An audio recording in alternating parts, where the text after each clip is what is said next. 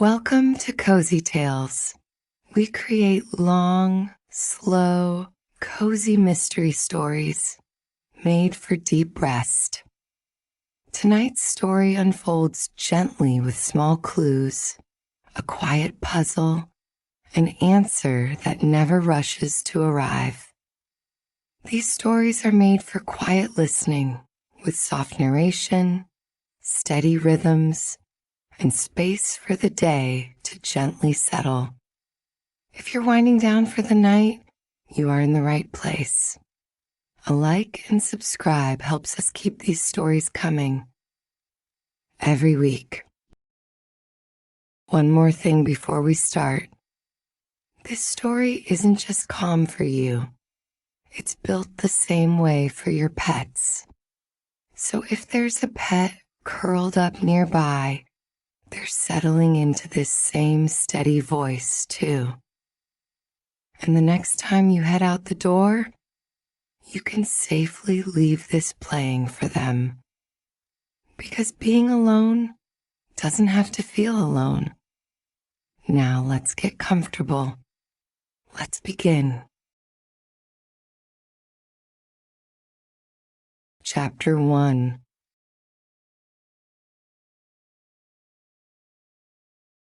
Candlelight found the washstand glass before it found anything else, laying a soft gold stripe across it and sending back a dimmer stripe into the room. Beneath that small, reflected glow, a neat row had already been made for the night. Cufflinks rested side by side, their paired shapes aligned with a care that belonged to habit more than display. Beside them, coins had been sorted by size into a little descending order, each round edge catching its own brief ring of light. A folded handkerchief lay pressed flat at the end of the row, corners matched, linen smoothed, as though each thing had been asked to keep still until morning and had agreed. The room held the faint, dry scent of folded paper and travel dust. It was a smell that lingered in old handbills after being read and refolded, in ticket stubs carried too long in a pocket, in postcards tucked away and found again after miles had settled over them. It drifted lightly through the stillness now, mixed with warm wax and the brushed nap of velvet. The blue velvet hat came off with the same practiced care that had set the washstand row in order. A hand lifted it free, turned it once, and set it on the corner table. The nap darkened under the candlelight, then brightened again as the surface changed direction. One smoothing pass followed, gentle and exact, palm gliding over the crown until the velvet lay even. Downstairs there had been the public smile, the easy face offered to rooms and conversation, and whatever little performances a day had asked for. Up here, with the door shut and the candle steady, a smaller ritual took its place. Fingers rested for a moment at the brim. The hat was turned just enough and no more until the hidden place inside the crown came into view. There it was again, the pressed star-shaped crease hidden inside the crown. The thumb moved over it from the inside out with the patience used on cards that had been folded too sharply and on papers that one hoped might yet lie flat again.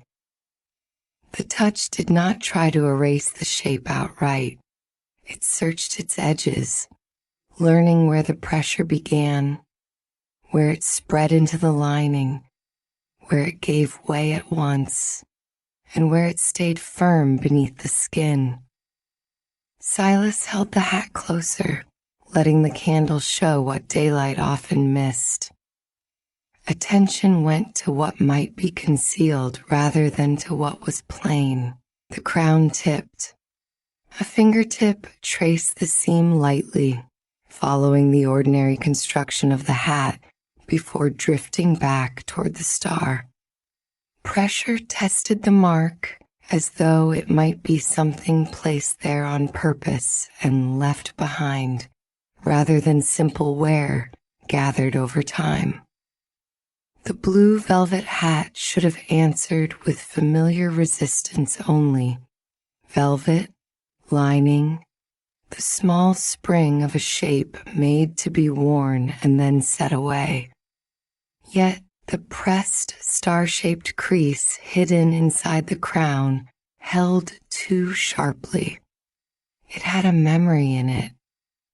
It did not seem to have happened by chance, or by storage, or by the slow settling of a hatbox lid over many journeys. It seemed to have been made to remember. A second smoothing pass changed the shape rather than softening it. 4 points yielded almost at once beneath the thumb, blurring around their edges and loosening into the surrounding fabric. 1 point did not. It stayed where it was, narrow and fixed, as if some firmer pressure had once been laid there. That small refusal altered the whole pattern. What might have been dismissed as ordinary compression now asked to be looked at again. The hat rose nearer the washstand light. Inside the crown, the velvet showed a faint difference in pile where the pressed star-shaped crease hidden inside the crown had held longer than the rest. The change was slight, visible only when the candle struck across it at an angle, but it was there, a star remembered in the lay of the nap, as though something had once rested there and had later been removed. The row beneath the mirror remained exactly as it had been left. Cufflinks, coins, folded handkerchief. Nothing in that little arrangement had shifted. The room might have gone on towards sleep in its usual order, if not for the private flaw waiting in the hat. Silas left the washstand untouched and turned all care toward the one object that had become unfamiliar, while still looking almost the same. The hat settled into both hands. The thumb returned to the deepest part of the pressed star-shaped crease hidden inside the crown and pressed more carefully, following the shape inward rather than across it. Under that pressure, a faint line rose in the lining. It did not belong to any seam. It emerged only when the crease was urged in a certain way, then sank back again when the pressure eased. Silas tried the motion once more, slower this time. Press, hold, watch. The line appeared again, thin as a remembered fold. It had the look of fabric that had lain against something too long and had learned its edge. The center of the star seemed broad enough to have held a small insert. The points suggested something five-sided only in effect, if not in outline. A little object, perhaps flat, something thin enough to leave a fold rather than a bulge. Something no longer there. The candle was drawn a little nearer by the simple shift of the hat toward it. In that brighter angle, a dusting of pale residue appeared within the pressed star-shaped crease hidden inside the crown. It had not shown itself from farther away. Now it glinted faintly at the points where the pressure had been strongest. The center held less of it. The edges held more. Powder caught at the tips as though whatever had sat there had been edged with precision pressed cleanly into place rather than tucked in loosely and forgotten. A fingertip hovered above the residue before touching it. The motion stayed careful. The powder was too slight to gather much of, and too revealing to brush away carelessly. When the finger finally grazed one point, the pale trace shifted into a thinner line, proving itself real. It was not simply the candle making a trick of the nap. It had substance, however little. Dust, perhaps, but dust with a pattern. That pattern sent the eye around the star again. If something had once been kept there, it had not been soft. A ribbon would have crushed differently. Folded paper would have rounded at the edges. Even a small keepsake wrapped in cloth would have left a gentler memory than this. The points were too exact, the center too evenly defined. Whatever had occupied the crown had touched the lining with a shape of its own, and had done so often enough or long enough to leave a record. The thumbnail came into use almost by instinct, drawn gently along one point of the star where the fabric looked most changed. It caught at once on the slightest break in the lining. The movement stopped there. The eye moved closer. A slit lay hidden in the direction of the point, neat enough to disappear at a glance, narrow enough to go unnoticed by anyone who was not already searching for an irregularity. It was not a tear made by age. No fraying spread from it. No loose thread curled outward. The opening had an intention to it, as though it had been opened and closed around something thin. The nail traced no farther. Instead, the finger pad took over, feeling the edges of the slit with less risk of widening it. The opening gave only a little. A card might pass through there. A thin metal piece, perhaps. Something flat enough to slide behind the lining and be withdrawn again. The hat did not answer who had worn it. That was already known. The question sat elsewhere. What had been meant to pass through that hidden place without being noticed? Silas turned the crown and looked at the star as a whole rather than in fragments.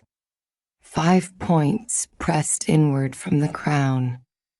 They did not read as decoration. Nothing about them belonged to the visible style of the hat, and nothing about their hidden placement suggested ornament for ornament's sake. A sign, perhaps, a guide, a place for the hand to find by touch in darkness. Press here, turn here, retrieve something here. The shape suggested use. The thought altered the handling of the hat.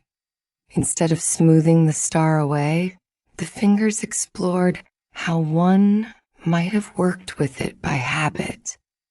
A thumb rested over the center. Another finger found the point nearest the slit. Pressure shifted from one to the other.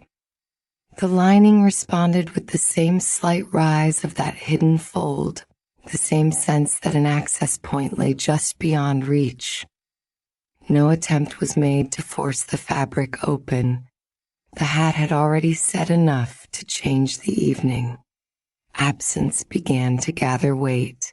The pressed star-shaped crease hidden inside the crown was too exact for a keepsake left there by chance, and too private to be a common repair.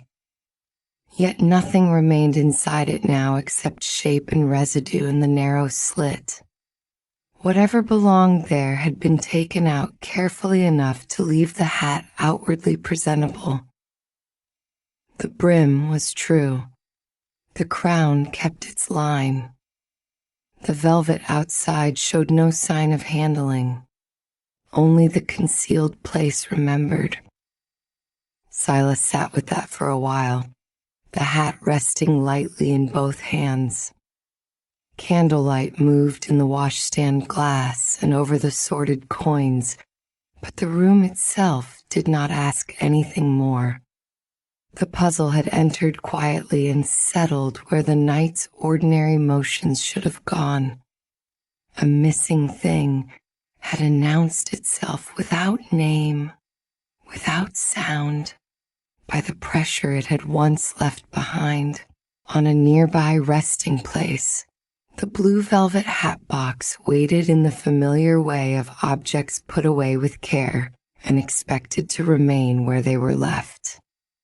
It was drawn nearer now with the same measured handling as the hat itself. The lid lifted slowly, as if the answer might lie less in the missing object than in how it had once been stored. Inside, order had been preserved.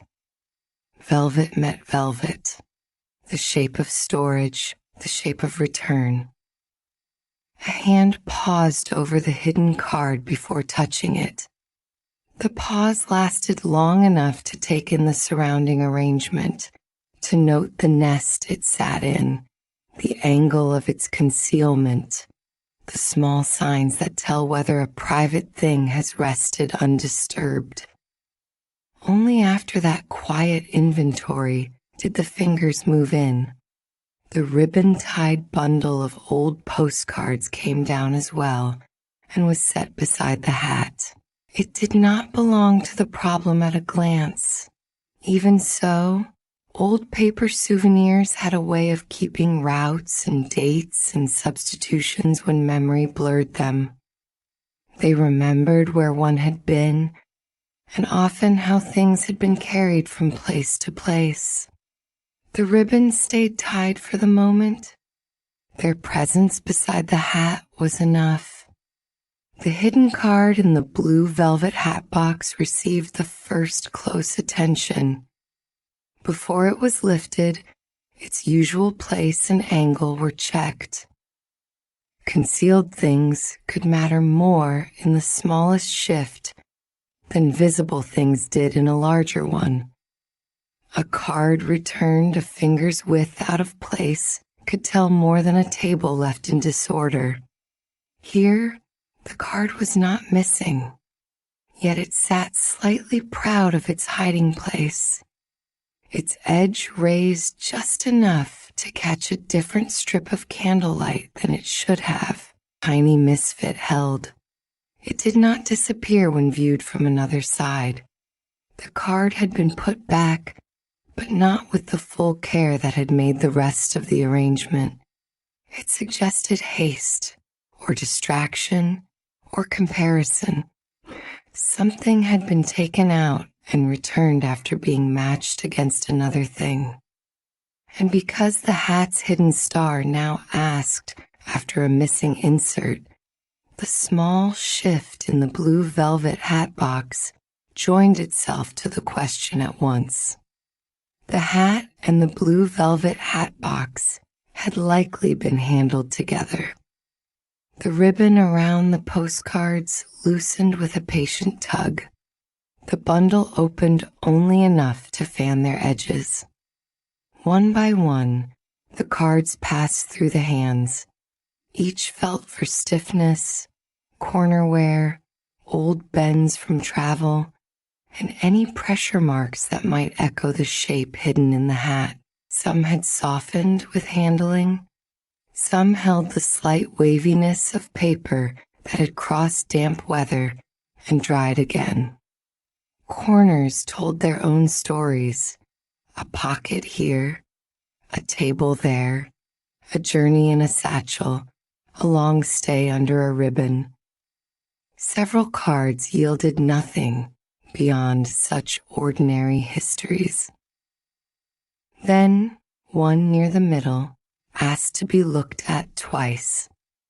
Near one corner, 5 tiny pressure marks sat in a pattern too regular to be postal damage. They were easy to miss until the card tilted against the candle. Then the surface changed, and the little dents appeared. Their spacing was oddly close to the points of the crease in the hat.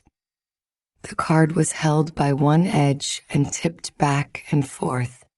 The marks came and went with the light. They had not pierced the paper. They had pressed it.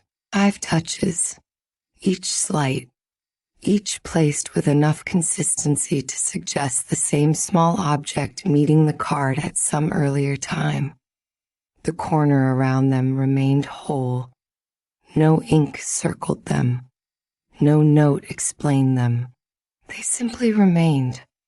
The blue velvet hat was set beside that postcard, close enough for comparison and no closer. No forcing together. No pressing of one surface against another to make an answer where none had yet been earned. The eye measured the spacing instead.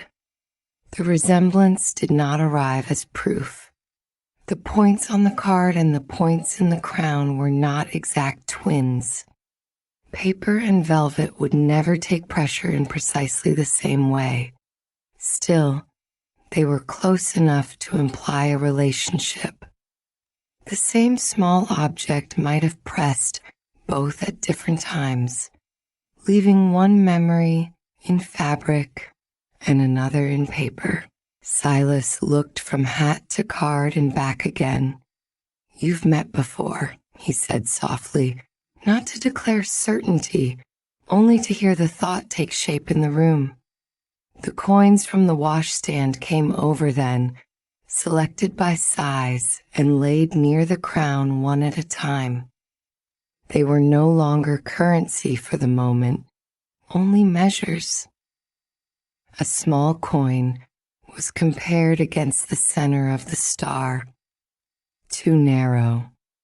A larger one covered the width more nearly, though its circle explained only the middle and none of the fixed points. Another sat between the two in size and did no better. Round edges had their use here. They narrowed the question. One coin after another made the same quiet failure. The center of the star could be imagined around a coin-sized space, yet the points remained unaccounted for, and the slit in the lining asked for thinness rather than thickness. No ordinary object from the washstand row sat the shape properly. The missing thing drew itself away from the familiar and toward something flatter, perhaps medallion thin, perhaps smaller still, but carrying a distinct outline of its own. The folded handkerchief was lifted from the row and unfolded in full. Pale linen spread over the table, its pressed creases opening into a square of soft brightness beneath the candle. The blue velvet hat was set on it, crown tilted so the inside could be seen against the lighter cloth. At once, the slit in the lining showed itself more clearly. What had hidden in shadow against dark velvet now stood out as a fine interruption in the smooth interior. Against that pale backing, the opening read differently. It looked like an access point. The slit lay where a thin insert might slide behind the crown and rest there unseen, held between lining and structure until needed. The star points pressed inward nearby as though they had once marked where to apply the hand. A fingertip followed the direction of the slit, then stopped at the inner band. There the velvet had been brushed the wrong way in a narrow path. The disturbed nap ran like a little track, visible only when the candle struck it from the side. It suggested repeated motion rather than a single accident. Press at the star, reach through the slit, withdraw something flat, return it, perhaps. Remove it again. The path had been made more than once. The hidden card in the blue velvet hatbox was finally lifted and turned over. Its face, whatever writing it might hold, could wait. The card was checked for impressions before message, because substitution mattered more at present than words. The fingers skimmed its surface lightly, then the card was angled to the light. At one corner, faint but present, a star point dent showed itself. Only one point, not the whole shape. Enough to suggest contact. Enough to make the card seem less incidental than before. That small dent widened the arrangement. The hidden card may once have rested beneath the same missing object, serving as backing or spacer, perhaps keeping the shape from rubbing too harshly against the hatbox lining. Or the object had been laid atop the card for comparison before being moved elsewhere. The exact sequence still waited. Yet the card had entered the pattern. Postcards were sorted again, this time by route rather than age. Hands that knew them well enough for such sorting moved without hurry. Market squares gathered in one place, inns in another, roads and passing views in another still. The card with the 5 pressure marks belonged among places passed through under evening skies. Its image, in whatever faded colors it carried, joined the quieter roads rather than the busier stopping places. That small pattern nudged the question in a different direction. The missing thing might have belonged less to public performance than to private keeping, perhaps tied to stargazing, perhaps to travel memory, perhaps to some ritual of marking nights on the road. The blue velvet hatbox, the hidden card, and the blue velvet hat were arranged together on the table in a new order. The hatbox at one side open, the card near it, the hat set so the hidden star could be seen, the postcard with the 5 pressure marks nearby, separate from the ribbon-tied bundle. Seen together, the sequence emerged with more steadiness than any single clue had offered alone. Something star-shaped had once been kept with the hidden card, then concealed inside the hat, and was now gone. That answer settled itself without needing to be spoken loudly. The pressed star-shaped crease hidden inside the crown had been made by a real object. Storage had not done it. Ordinary wear had not done it. And the object had been removed after the hat had already been put away with care, because the blue velvet hat box showed handling. The hidden card sat slightly proud, and the hat's outward neatness had been preserved. One question opened wider as that one narrowed. What kind of thing had been worth such concealment? A performance secret? Something to be produced or consulted unseen? A travel keepsake, carried close and stored where only the owner would think to look? Or a private ritual object, meant for no audience at all, known by touch in darkness and hidden again before morning? Silas let the possibilities rest side by side without forcing one ahead of the others. The room was too small and the evidence too particular for grand conclusions. The work here was in exactness. The hat remembered shape. The lining offered passage. The blue velvet hatbox remembered handling. The hidden card remembered pressure at one corner. A postcard remembered 5 points near its edge. Together they formed a small constellation of facts, and it would do no good to rename them before their places were certain. The marked postcard was set apart from the ribbon-tied bundle and left beside the blue velvet hatbox. Among all the papers in the room, it alone seemed to remember the same absent shape. The rest were gathered gently back under their ribbon, though not tied as tightly as before. They would keep until morning. The coins returned to their row beneath the washstand glass. Each went back by size, restoring the order borrowed for measuring. The cufflinks had never moved. The handkerchief, after its service as pale backing, was folded again with care and placed at the end of the line. The room regained much of its earlier arrangement, though two things now stood apart: the blue velvet hatbox and the marked postcard.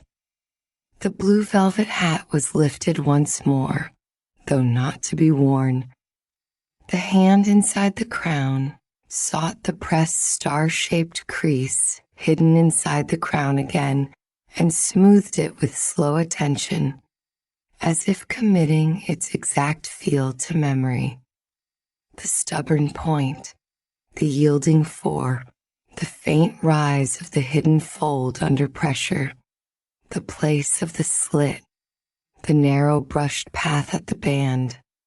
Each detail was learned by touch as much as by sight. Silas held it there for several breaths, thumb resting where the center had once held its missing shape. The hat gave back only fabric and memory. No hidden object remained to be coaxed loose. No further search inside the lining would improve what had already been found tonight. What mattered now was keeping the pattern clear. The hat lowered at last to the table beside the open box. Candlelight touched the velvet, the washstand glass, the cufflinks, the coins, the folded handkerchief. Their calm row remained. Yet the night's attention had shifted elsewhere. The blue velvet hatbox and the postcard with the 5 pressure marks stayed set apart for morning, quiet witnesses to the missing star-shaped keepsake that had come to matter more than sleep. Chapter 2.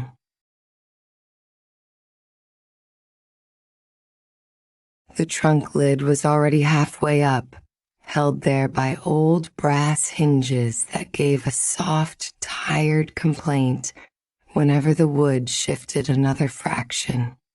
Between the fountain rail and the flower stalls, morning moved in narrow bands and damp breaths. The stone underfoot still kept the night's coolness.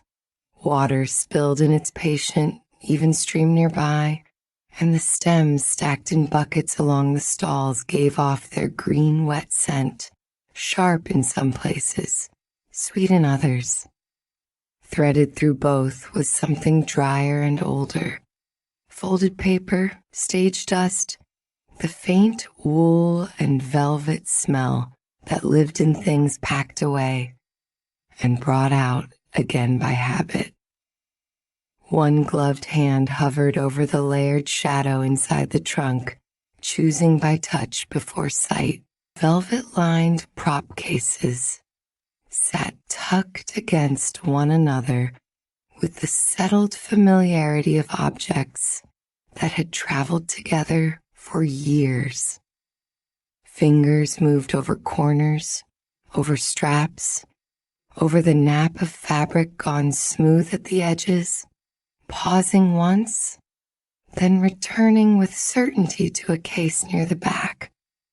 It came free with practiced economy, lifted clear of the trunk and drawn out through a ribbon of morning light slipping between the stalls. The fountain's steady spill covered the little clicks of shifting latches and the soft brush of coat cuff against worn leather. Before the case was opened, the work paused for a smaller check that belonged to no audience and no routine anyone else would have noticed. A hand left the case and went instead to the inside pocket of the coat, pressing lightly through the cloth to where the postcard with the 5 pressure marks rested flat. The touch lasted only a moment, though memory caught there and held a little longer, turning upward to the blue velvet hatbox left open upstairs beside it, and to the hidden star-shaped keepsake from the crown that had not stopped accompanying the morning, no matter how ordinary the task in front of him tried to be. Performance preparation had brought him down to the trunk. Something quieter had come with him. The prop case was set square to the trunk edge. Its corners were adjusted until the lines matched neatly. Then one fingertip tapped the nearest corner once, a small private ceremony, as exact as setting a card in place for a trick no one would ever applaud. The gesture settled into the air between water sounds and rustling leaves. Only then did the hand return to the trunk. Caught in the seam of the trunk floor, just beneath where the case had rested, lay a brass coin marked with a tiny star near the rim. It did not shine in any demanding way. The brass had gone soft with wear and handling, darkened in the little hollows and along the edge. Yet among ordinary working odds, bits of ribbon thread, a bent fastening pin, a flake of old ticket paper, it stood apart at once. It sat too firmly in place, too exact in its little pocket of shadow, with the stubborn finality of something deliberately left to be found. The case stayed unopened at his elbow. Fingers reached into the trunk and pinched the coin free. Its wrongness arrived before thought did.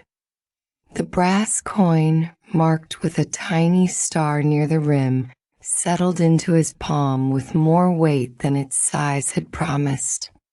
A simple token might have felt light enough to forget. Pocket change would have shifted with a casual, uneven balance. This one sat low and centered, dense in a way that asked the hand to notice it. When he lifted it to eye level, the morning task of opening the prop case slipped quietly aside.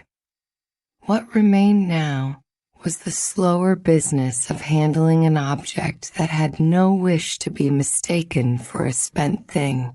Water from the fountain cast a moving brightness over the metal, not enough to make it gleam, only enough to show where years or fingers had polished the surface smoother than the rest. The tiny star near the rim looked plain at first glance, a modest mark one might pass over if not already attending to stars, hidden cards, and keepsakes gone missing from places where they should have remained. The coin turned once between finger and thumb. The tiny star passed under his nail. The mark had a roughness to it, a slight catch where a clean stamp should have been even. He brought it closer. The brass coin, marked with a tiny star near the rim, was old enough to have softened at the edges. But this little sign had a different history from the rest of the face. Under the thumb, The tiny star near the rim was not stamped cleanly but scored over an earlier mark that had been carefully thinned away. The remaining lines made the smaller sign look quieter than whatever had come before, yet the surface around it still held the memory of another shape. Tilting the coin toward the watery light, he traced that ghost with his eye. The erased form beneath seemed to have had 5 points. His hands stilled. The postcard with the 5 pressure marks lay upstairs in the coat pocket's remembered shape. 5 points there, pressed into paper. 5 points here, thinned almost out of sight and reduced to a smaller sign. The connection did not arrive as an answer. It arrived as a tug, a line drawn between 2 places without showing what had traveled along it, why someone would reduce a fuller emblem into a smaller, quieter one did not offer itself. Concealment was one possibility. Correction, perhaps. A disguise made by someone who wanted a sign to remain visible only to the person already looking for it. The brass coin marked with a tiny star near the rim gave up none of that willingly. He tipped it again, slower now. A very narrow seam circled the coin, so fine it disappeared whenever the light struck flat and returned only when the angle changed. Against the fountain's moving brightness, the line became visible for half a breath, then hid itself again. It ran around the middle with such care that at first it might have been taken for a decorative division, the kind of border some old token maker might favor. The thumb traveled around it, feeling for a difference. One point along that seam, the skin caught on a dark speck lodged in place. Nail and fingertip worried at it gently, enough to test its give without pulling. The speck did not scrape like sand or flake like tarnish. It held with the faint softness of a fiber pressed into metal and shut there. He lifted the coin nearer the light. The tiny fragment sat pinched in the seam, pale at one end, dark where the brass shadowed it, as if paper had once been caught between closing halves and a thread of it had remained behind.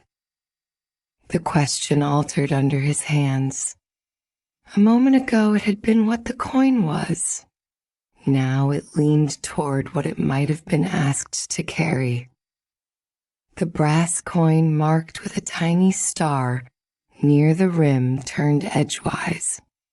Along one side, opposite the little star, 3-minute nicks interrupted the otherwise smooth wear pattern. They were shallow enough that a careless hand might never notice them. He passed a fingertip over the edge once, then again from the other direction. The interruptions came at measured intervals. They had the look of reference points, small stops left by a hand that knew where to begin and where to turn. He held the coin still, tiny star above, 3 nicks below, and let the arrangement settle in his eye. If those nicks mattered, they might align to open the coin. They might indicate a reading position. They might match some other object entirely, some tool or fitting not here at the fountain rail. The brass gave no answer. It only offered the marks and waited. Warmth from his palm had begun to gather in the metal. He breathed lightly on one face and closed his fingers around it for a moment, sheltering it from the cool air drifting off the stone. When the hand opened again, a faint scent lifted from the coin that did not belong to brass alone. It was slight enough that the fountain nearly washed it away before it could be named. He brought it closer, then farther, and nearer once more. Beneath the dry metal smell sat a trace of wax, clean and spare, without the greasy note of handling polish and without the smoky sweetness of candle drippings. It suggested careful poured work, closure, packing, something once sealed and kept so on purpose. The coin rested in his palm while that possibility widened.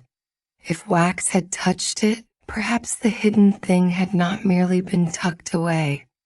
Perhaps it had been protected. Another detail surfaced only after he had looked at the obvious marks in the seam and the edge. One face, worn smooth in a crescent near the center, held a pressure-polished area unlike the rest. He angled it against the light until the sheen separated itself from ordinary handling wear. Something softer than brass had rested there for a long time, or often enough to leave a memory in the surface. The shape was too small for a folded note of any comfortable size, too deliberate for chance rubbing against coins or keys. It suggested the edge of a scrap, perhaps, or the curve of paper compressed into place. Before the coin had even opened, it hinted that whatever message it had once carried might already be incomplete.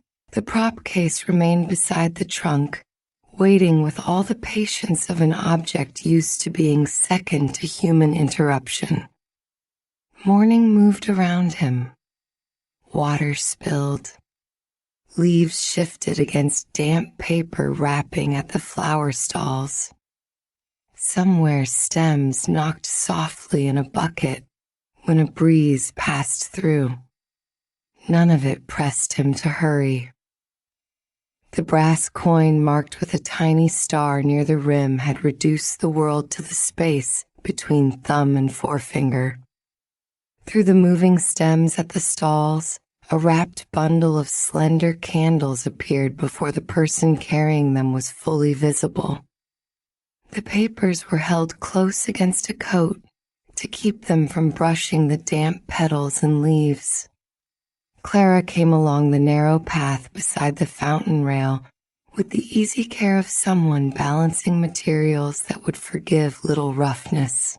The wax inside the wrapping had cooled cleanly enough to keep its shape. No corners bulged, no softened ends had marked the paper. Before she spoke, her eye had already taken in the odd stillness of the paused work. Trunk open, prop case waiting, hand occupied by something held apart from everything else. The bundle was set on the rail. One thumb smoothed a softened corner of wrapping paper flat by habit, pressing out the crease as if that small tidying belonged to every stop she made. Her gaze landed not on the trunk, nor on the case, but on the brass coin marked with a tiny star near the rim, held away from the other odds with the kind of caution that announced its difference before a word did. "That wasn't in the plan for the morning," she said. "No," he answered, and turned the coin once so the tiny star caught enough light to be seen. It was in the trunk seam. Her hand lifted in a small asking motion rather than reaching outright. The coin crossed the narrow space between them instead of disappearing into a pocket. She tested its weight once in her palm, a brief settling movement of the fingers, and looked up before looking down again. "That's heavy," she said. He gave the smallest nod. "Too heavy."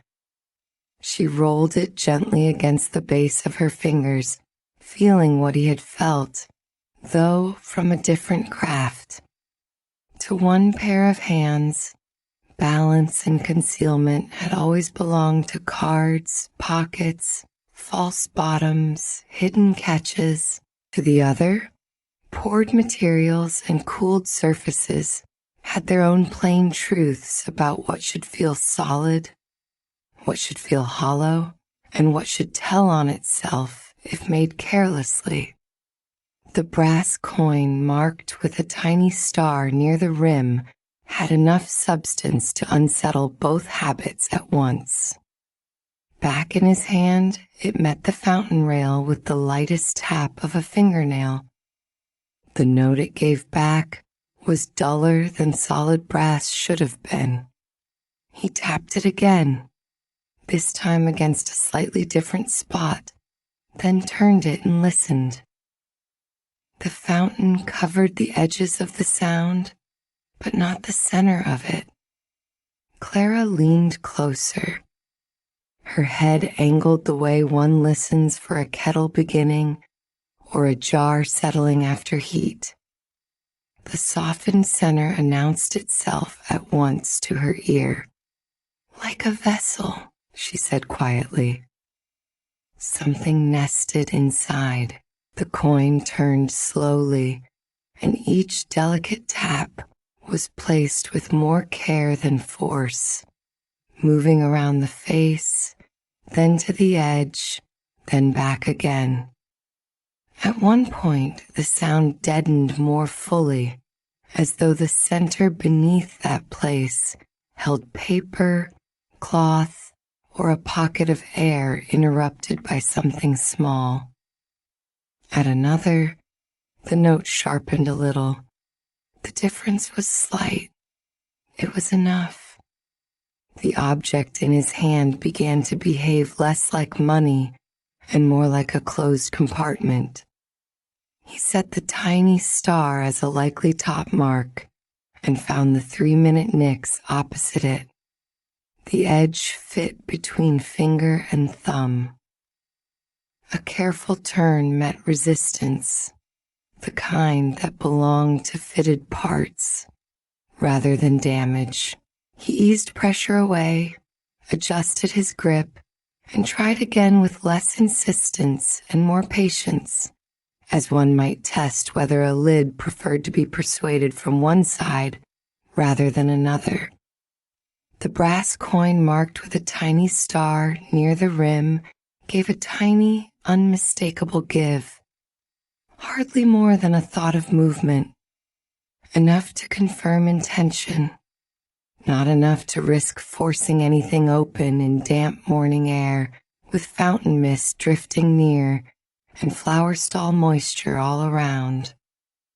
Clara was already unwrapping one end of the candle bundle. She did not disturb the candles themselves. Instead, she tore away the smallest clean strip from the paper, choosing a piece free of wax smudges and petal damp. It lay across her palm like a narrow ribbon. "Let me see the seam." The strip was laid over the coin and drawn gently around its middle. Most of the way it skimmed over the brass without catching. At one narrow point near the lodged fiber he had seen earlier, the paper snagged and held. She lifted, shifted, and drew it again from the opposite direction. The same place took hold. The seam was no decorative ring after all. It was interrupted there by a hidden join, one made finely enough to disappear except to a patient hand willing to test it. "That's where it means to be found," she said. He looked from the strip to the seam and back. By someone who already suspected it, or by someone who knew to go slowly. The coin passed once more between his palms. The faint scent he had noticed before had nearly gone in the open air. Clara cupped it in both hands, warming the brass more evenly than a single palm could, then lifted it nearer her face. She waited a breath, then another, letting the metal gather enough warmth to release whatever had settled into it over time. When she spoke, the distinction came at once. Sealing wax gone dry, she said. Not candle drippings, not polish. The words sharpened the clue without making it harsh. Sealing wax belonged to closures, to impressions, to paper folded and secured. Candle drippings belonged to accidents and ordinary mess. Polish belonged to surfaces meant to shine. This smell pointed elsewhere. If wax had been used here, it had likely touched paper or a message before the brass shut over it. The object in his hand was becoming less and less willing to pretend at being a simple coin. He took it back and let memory measure one sign against another. Tiny star near the rim, and beneath it the erased 5-point form, set themselves beside the hidden card in the blue velvet hatbox upstairs, the one with the star point dent at one corner. He did not force the comparison into certainty. The shapes had not yet stood together under the same light. Still, the possibility arranged itself with troubling neatness. One star sign reduced, one point impressed into hidden paper, one keepsake missing from a crown. The line between them remained incomplete, though no longer imaginary. At his elbow, the prop case waited unopened long enough to become evidence by contrast. Its latches had not been touched. The corner tap that usually marked the beginning of work now belonged to another morning entirely. Clara's glance moved to it and then back to the coin, and there was no need to say what had become plain. The day's order had changed in full view of both of them. He returned to the seam with his thumbnail, choosing the snag point the strip had found. Pressure came in the smallest possible measure, enough to coax and no more. The brass resisted, then yielded a fraction.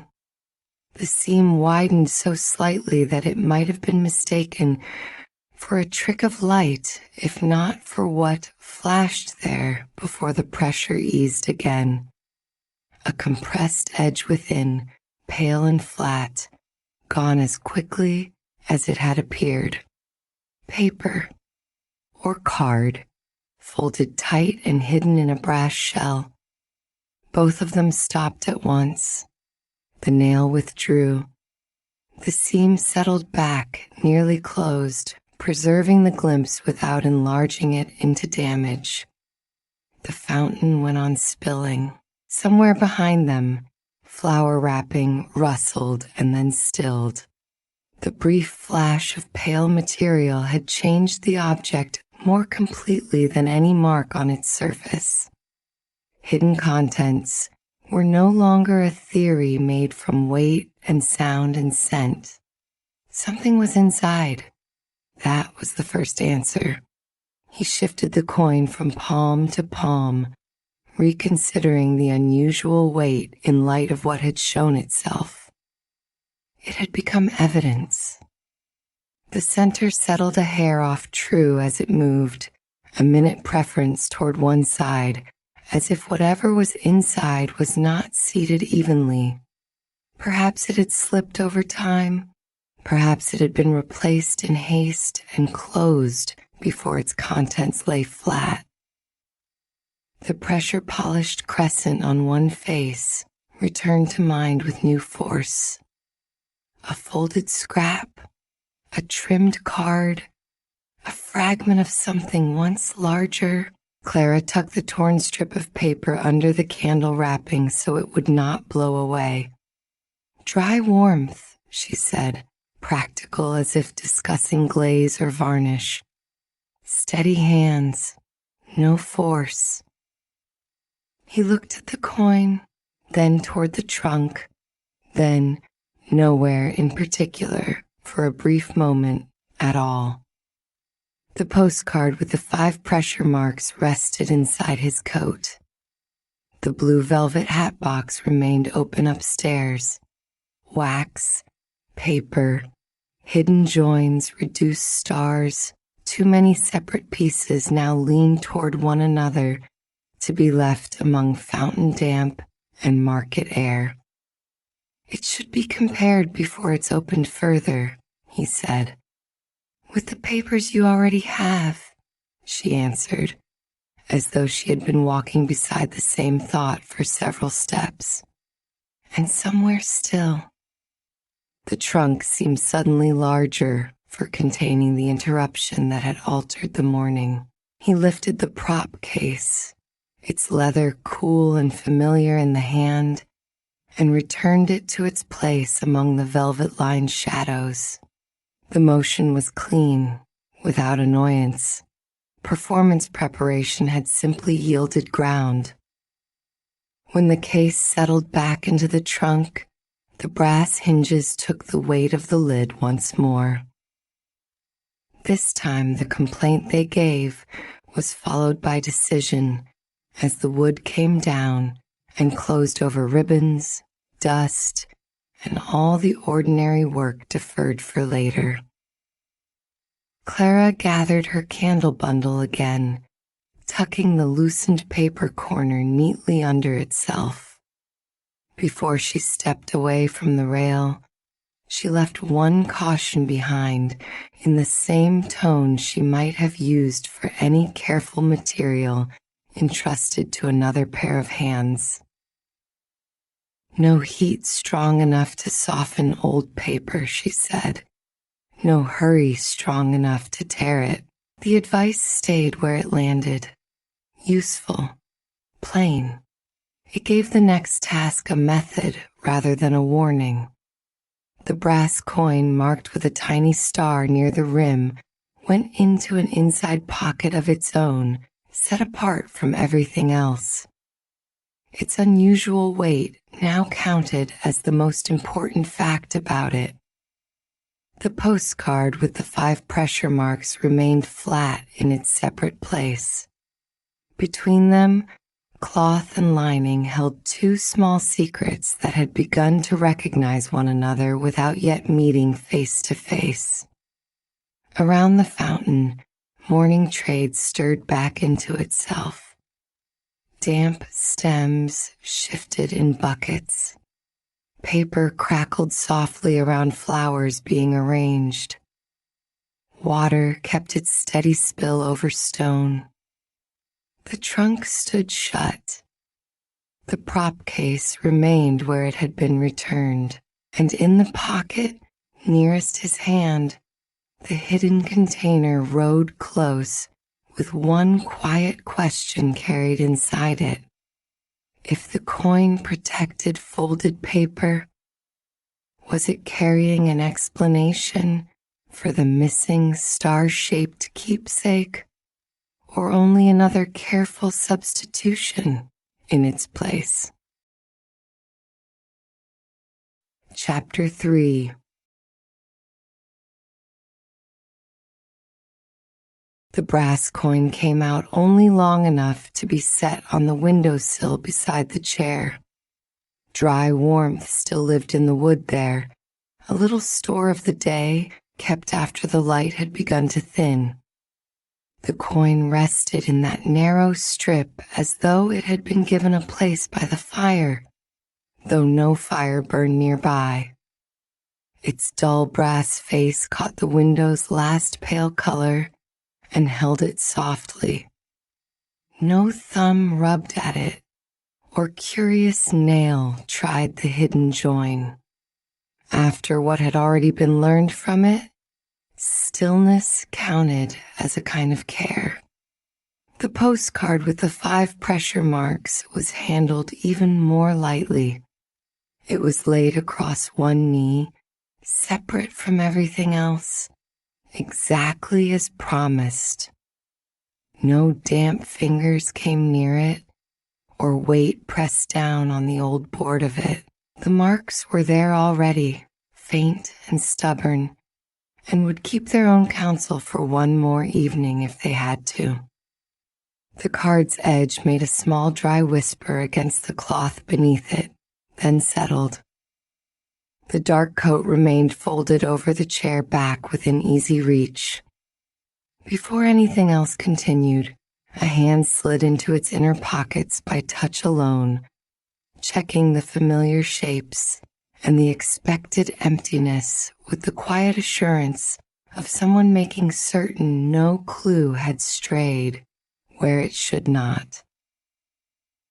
Satisfied, the search moved to the nearby table, where the ribbon-tied bundle of old postcards waited in a stack that had already been disturbed and put straight more than once. The ribbon had been loosened earlier and now only held the pile in a patient loop. One postcard was eased free from the middle with the same care used for taking a dry leaf from between pages. Another edge came with it unexpectedly, smaller and stiffer. A visiting card slipped partway out, as if it had been keeping company with travel scraps rather than business things, and had almost forgotten it belonged to a different sort of paper altogether. This was the card with one address crossed through in dark ink. It lay for a moment across the old postcard before being lifted clear. The contrast was immediate in the fingers. The postcard had the broad, familiar give of age and handling. The visiting card answered with a shorter, tighter resistance. It belonged to desks and pockets and introductions, to being exchanged and tucked away.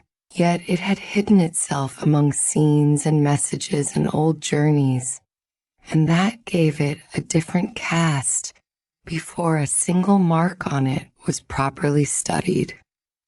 From beneath the loosened stack, the brass compass was slipped free.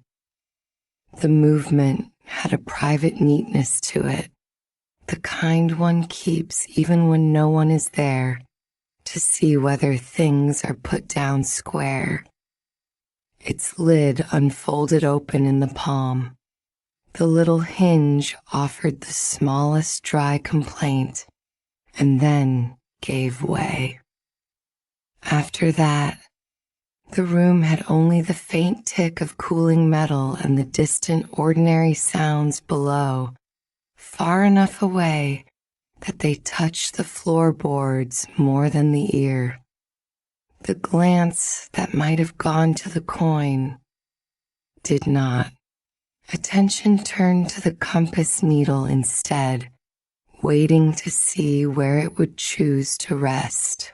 The instrument had become, over the course of the day, something more companionable than dramatic, a small brass witness that sometimes answered before paper did.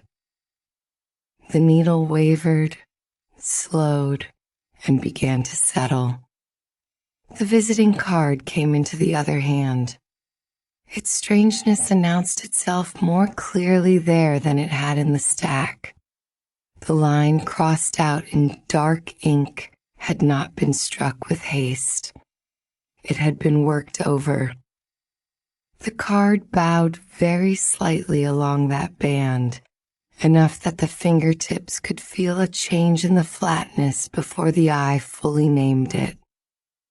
Beneath the dried ink, there was another pressure, older and firmer, as though earlier writing had bitten deeper into the cardstock, and the later hand had labored to bury it.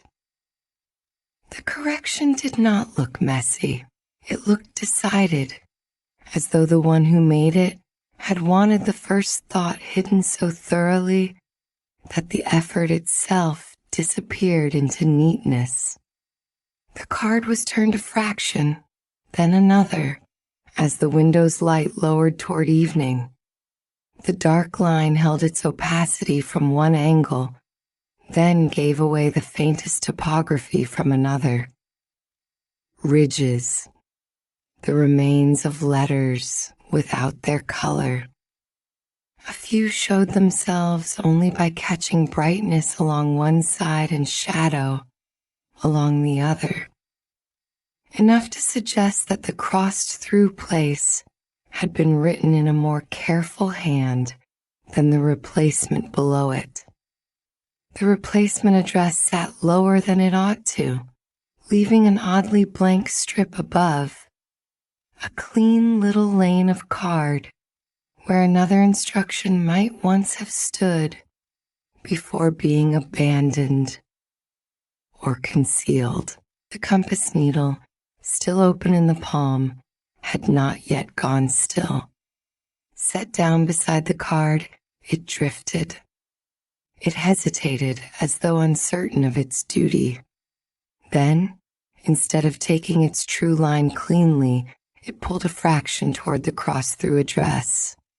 The movement was tiny, tiny enough that on another day it might have been blamed on the angle of the hand or a tremor in the table.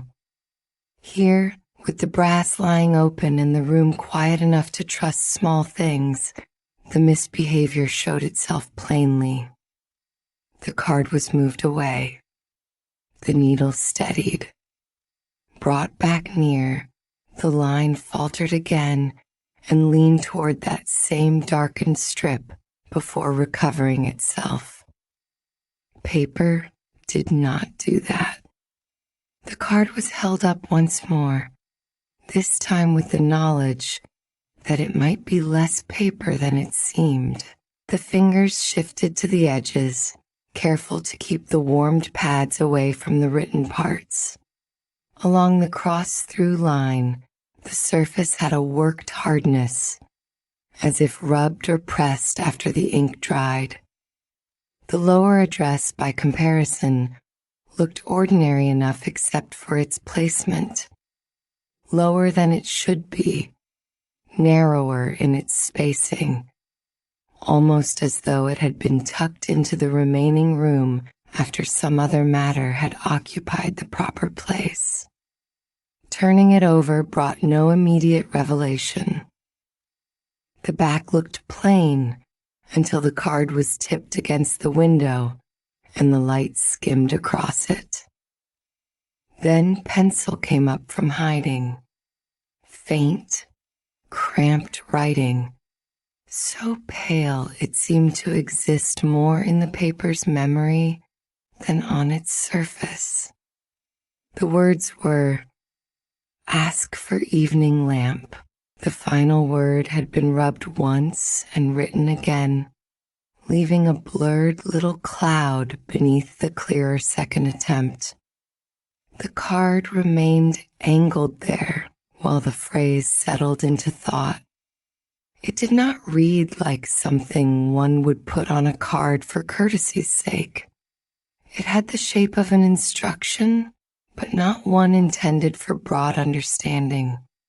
A caller given an address did not usually need to be told to ask for a lamp, evening or otherwise. The phrase sat on the card like a line to be spoken at the proper threshold, plain enough to pass if seen by the wrong eyes, useful only if carried to the right place.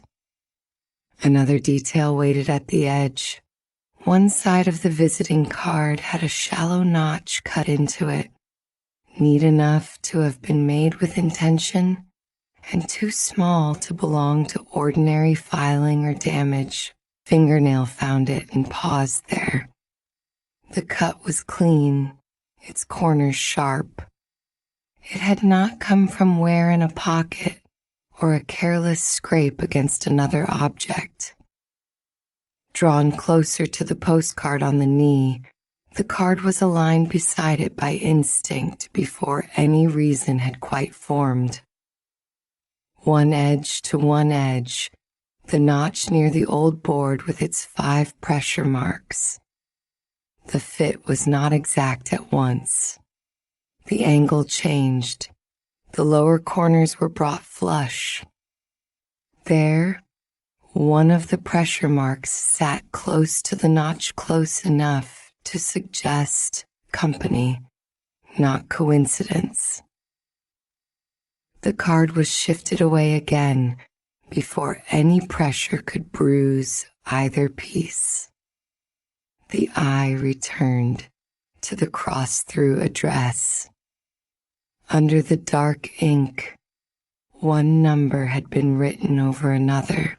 The upper figure was darker and slightly narrower than the one beneath, as though a later hand had chosen a tighter shape to occupy the same place. That layered correction brought back the memory of the brass coin and its scored-over star. The resemblance did not prove kinship by itself, yet the same idea moved through both objects, something earlier left in place, then covered by something meant to stand in its stead. The card was lowered to the table and studied again from a little distance, allowing the eye to take in the whole arrangement rather than chase one detail after another. The blank strip above the lower address, the heavy worked line through the first, the penciled note hidden on the back, the notch on the edge. None of these things were loud. Each one had been made small enough to pass in common handling.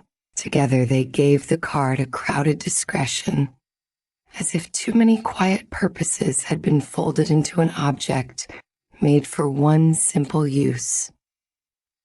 The postcard with the 5 pressure marks waited apart, patient and unresolved. The brass coin held its place on the warm sill.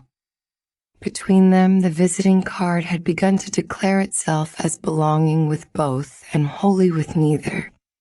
It had the social face of one thing and the behavior of another. Footsteps sounded on the stair. They came with a slower harbor weight, measured and solid, unlike the brisk rise and fall of bakery traffic.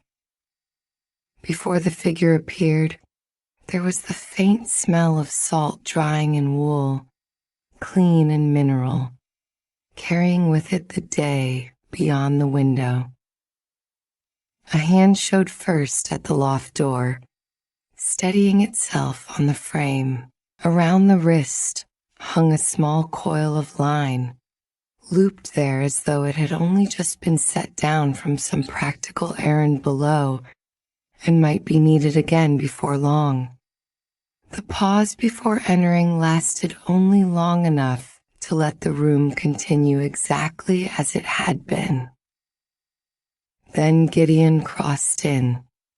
His eye went to the brass coin on the sill and to the visiting card held lightly by the edges before any greeting found words. The arrangement explained itself quickly. One clue kept warm and still, one under active handling, and the old postcard held separately as though a draught might trouble it. He took in the brass compass too, open and waiting near the card, its needle not yet entirely content. "Little one only sulks when something's interfering," he said, in the practical tone of someone who trusted instruments more when they misbehaved for a reason. "May I?" The card was offered without being surrendered entirely. He did not reach for it at once. Instead, he leaned close enough to watch the needle. The compass was shifted inch by inch around the card, careful and deliberate. Near the lower clean corner, the needle scarcely noticed. Along the back where the penciled note hid in plain sight, the line kept mostly true. As the brass came level with the cross-through address, the pull strengthened. It was still a small thing, a modest leaning rather than any dramatic swing, though now it repeated itself with enough consistency to be trusted. Moved away, the needle recovered. Brought back to the darkened strip, it drifted toward that narrow band again. Only there, he said. Whatever troubled the needle did not belong to the whole card. It lived in one local place, close to the old address and the heavy line that buried it. A tiny strip, perhaps, a shaving. Some hidden material pressed into the cardstock where the first writing had been meant to disappear. The room's work changed at that point. Discovery gave way to method. The postcard with the 5 pressure marks was brought from the knee to the table and laid beside the visiting card. Their edges were brought flush along one side. The notch and the nearest pressure mark almost met, but not quite. The cards were shifted by a hair. The old postcard had softened corners and a slight warp from age. The visiting card kept a stricter geometry. Another alignment was tried, this time guided by the notch alone. There it was again, that near meeting, that sense of a fixed point. The pressure mark was no random bruise after all. Or not only that, it sat where repeated use might have taught it to sit, the way a latch leaves memory in wood. Gideon bent lower, one hand braced on the table, the line still looped at his wrist. Used together, he said, more than once. No one pressed them into place or forced a fit they had not yet earned. The value lay in the nearness itself, in the way one small cut and one old impression seemed to acknowledge each other across 2 separate scraps of card. The visiting card returned to the window light. Held there, it was bent only as far as dry card would safely allow. The movement had to be patient, too much, and the fibers would break. Too little and nothing new would show. Along the cross-through address, where the ink had been worked hardest, a hairline rise appeared. It was less a bulge than a change in the card's confidence, a place where the surface no longer lay as evenly as the rest. Seen straight on, it almost vanished. Seen in raking light, it made a narrow ridge under the dark line. There was thickness there. The card was eased flat at once. No attempt was made to pry, peel, or cut. The discovery was enough. Something had been hidden inside an object made to look plain. Drawn close to the face, the card offered another clue. The smell came only after attention had been taught where to look. At first, it was merely the dry scent of old stock and handled paper. Then, at the raised strip, a brittle trace distinguished itself. Not fresh ink, not dust, sealing wax, or what remained of it after time had taken the sweetness and left the faint, dry shell of the thing. The same trace had clung to the brass coin's hidden join. Once recognized, it was unmistakable. Gideon did not need that connection spoken aloud to understand the shift. He nodded once, looking from the card to the coin on the sill. Same hand of work, he said quietly. Or the same trick learned from somewhere. A thumbnail passed very lightly over the cross-through line, and then to the edge nearest it. There the card caught in 3 tiny places. The roughness was so small that without the coin already in mind, it could have been mistaken for nothing more than wear. Counted carefully, there were 3. Minute nicks in the edge, placed where ordinary trimming would not have left them. The brass coin had carried 3-minute nicks of its own. These did not read as decoration. They read as touch marks, meant for fingers more than eyes. The card was turned and the edge examined under the light. The 3 rough places scarcely showed. They had to be felt to be trusted. Gideon tried them in turn, his broader thumb moving with surprising delicacy. "A way to know it in the dark," he said, "or in a pocket." The old address was read aloud then, once, the replacement line clear enough to follow. The earlier writing beneath it had to be sounded out more slowly. Letter by letter, ridge by ridge, the eye and fingertip worked together, gathering what remained under the dark stroke. Some letters stood up better than others. Some gave only a hint of curve or stem. The ending resisted until Gideon leaned in and listened to the tentative sequence. "That may be a quay number," he said. The word shifted the card's whole bearing. A street number belonged to town habits, to doors and callers and houses with polished knockers. A quay number belonged to working routes, to the harbor's own order, where places were known by loading lines and water edges and traffic of another kind. The cross-through line no longer looked like a social correction. It looked like a destination suppressed. He pointed to the final figure, then to the shape beneath the overwritten number. "See how it sits? Narrow room there. More like the way they'd mark a berth or quay line than a house."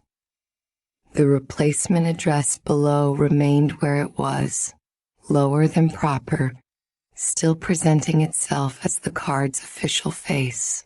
Now the hidden line above had gained a different gravity. It suggested movement toward the waterfront, and with that, the penciled phrase on the back changed too. The card was turned over, and the faint note considered in this new company. Spoken once in the harbor sense, it sounded less ornamental than before, less like odd courtesy, more like a watchword, a phrase that would mean little unless carried to the right door, or the right bit of waterfront, or the right person standing where evening light and working lamps met. Address plus performance. Arrival plus the proper line. The card no longer instructed only where to go. It suggested how to be received once there. The brass coin was brought from the sill and held near the visiting card without touching it. The hidden join in the coin was turned to the same side as the card's raised strip. Their concealed seams did not surrender anything further. They merely existed in company. One circular and metal, one flat and papered over. Both had been made to carry something inward while showing a finished face outward. The pairing clarified their kinship more than any single clue had done. On the table, the ribbon-tied bundle of old postcards waited as a source of comparison rather than memory. A search through it found another cardstock close enough in weight and finished to stand in for the visiting card's ordinary twin. Held at the fingertips, one in each hand, the difference was slight but undeniable. The ordinary card balanced at its center, the visiting card tipped by the smallest degree toward the cross-through address.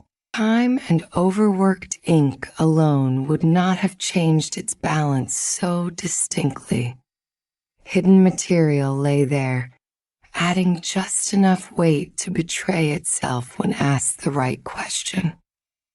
The comparison was repeated, this time with Gideon watching the angle rather than the face. The result held.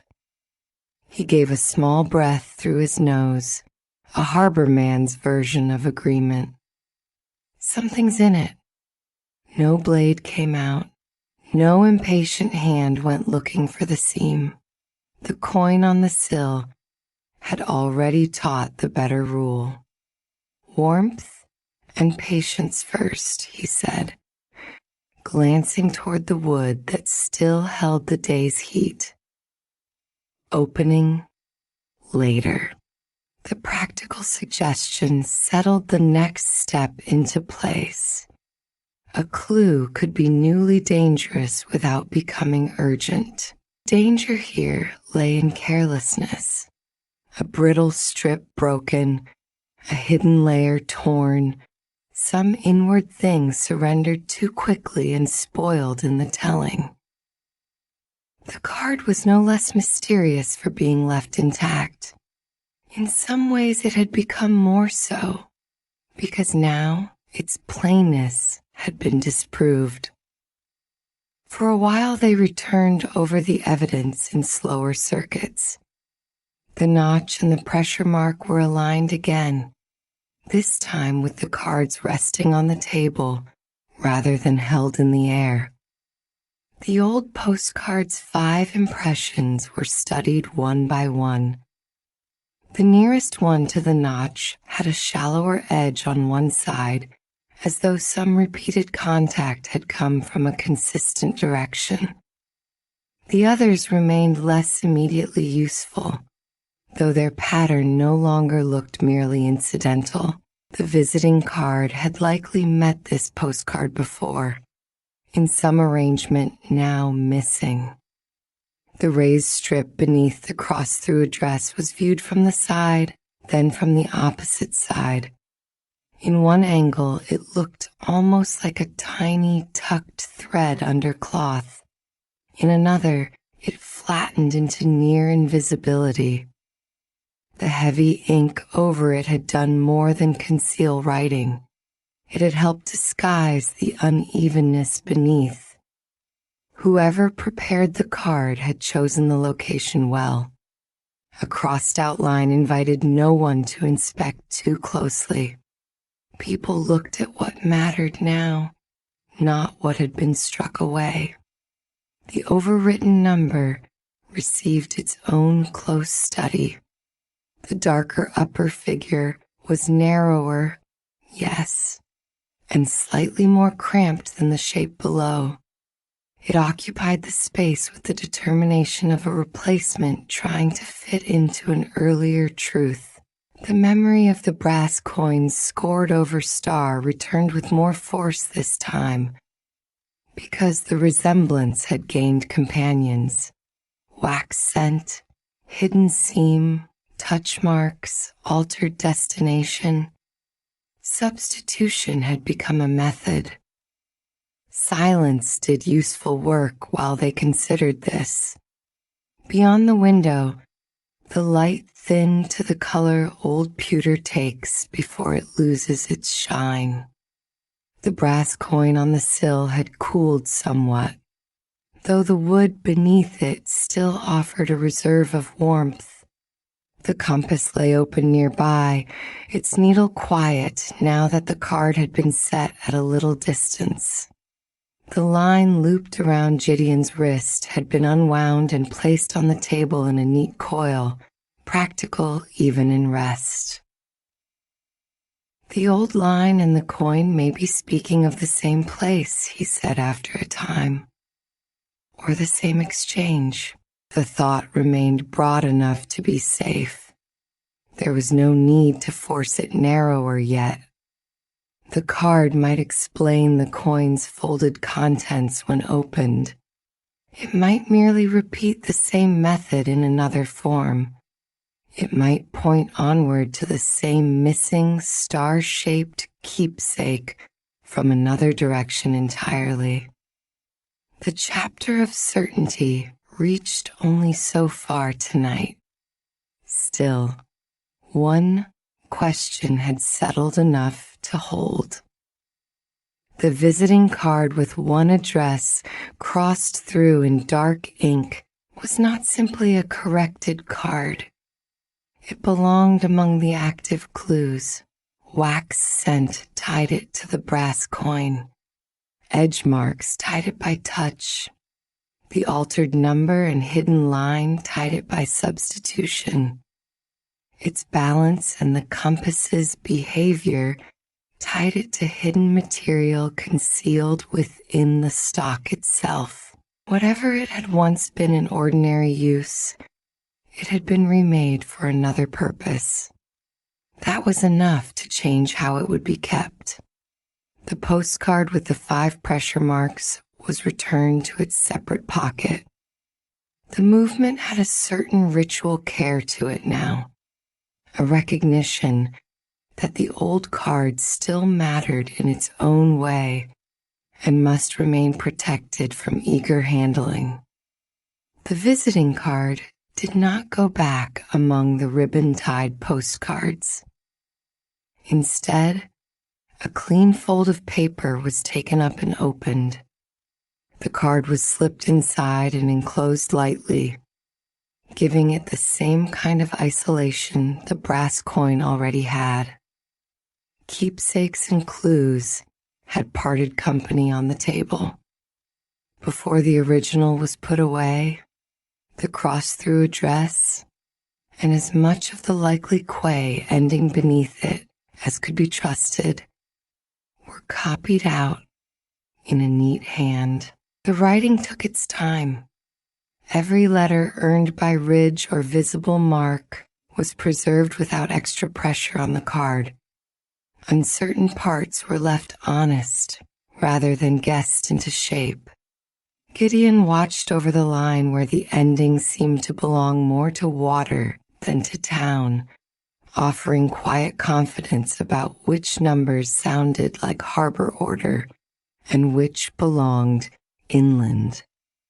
The copy transformed uncertainty into something workable. It did not solve the hidden strip. It did not open the coin. It gave direction a form that could be carried without risking the original. When the note was finished, the brass compass was closed with a soft click and set atop the folded paper holding the visiting card. The little instrument and the new clue made a modest bundle there, linked by discovery as much as by proximity. Beside them, the brass coin remained unopened a little longer, no less important for being left still. Its place on the sill had become part of the method now. Warmth, patience, and separation. The coil of line was lifted again and looped once around Gideon's wrist. He stood near the table, looking down at the arranged pieces as though checking moorings before leaving a boat for the night. Nothing had been finished. Enough had been secured. By daylight, they would go by the cross-through address's likely harbor line before trying either hidden seam again. He could tell one quay from another. Silas could carry both clue pieces dry, warm, and separate. For now, the room resumed its quieter occupations around the small gathered evidence. The copied address lay ready. The folded paper kept its secret shape. The coin waited on the wood where the day had left a little heat behind. And the path ahead had narrowed from wandering into direction, gentle enough to follow when morning came. Chapter 4. The dark silk square opened between practiced fingers with hardly a whisper. One small shake loosened it, soundless except for the faintest breath of fabric moving through warm air, and then it was laid flat beside the velvet-lined tray at the corner of the performance table. A little dust rose where the cloth settled, touched gold for an instant by candlelight, and disappeared again into the ordinary work of the evening. Around that quiet motion, the rest of the sorting kept its steady rhythm. Cards were gathered, separated, squared. Small props found their familiar places by touch as much as sight. The table, which earlier had offered display and misdirection and the neat confidence of public hands, had become a place of checking in the late hour. Here a corner was straightened, because it ought to be. Here a line of velvet was brushed smooth, because the eye would catch on it otherwise. Folded papers were aligned before they were put away, each edge brought even with the next in the private neatness that belonged to work done off stage. In applause, a little disorder could hide in plain sight. In this kind of silence, one object out of place announced itself at once. The visiting card and the brass coin did not join the other things. They stayed where they had been kept, dry and warm and separate in an inner pocket, untouched except for the awareness of their presence. Morning had already been promised to them, so had patience. Gideon meant to check the harbor line with a copied address rather than the original, and that decision sat at the edge of thought like a lamp left low in another room. Useful, waiting, not yet brought near. An ordinary reference card was set beside the tray for comparison, plain in its purpose and almost invisible for that reason. The side of a thumb stroked the velvet nap one way, then again, leaving the tray dark and even.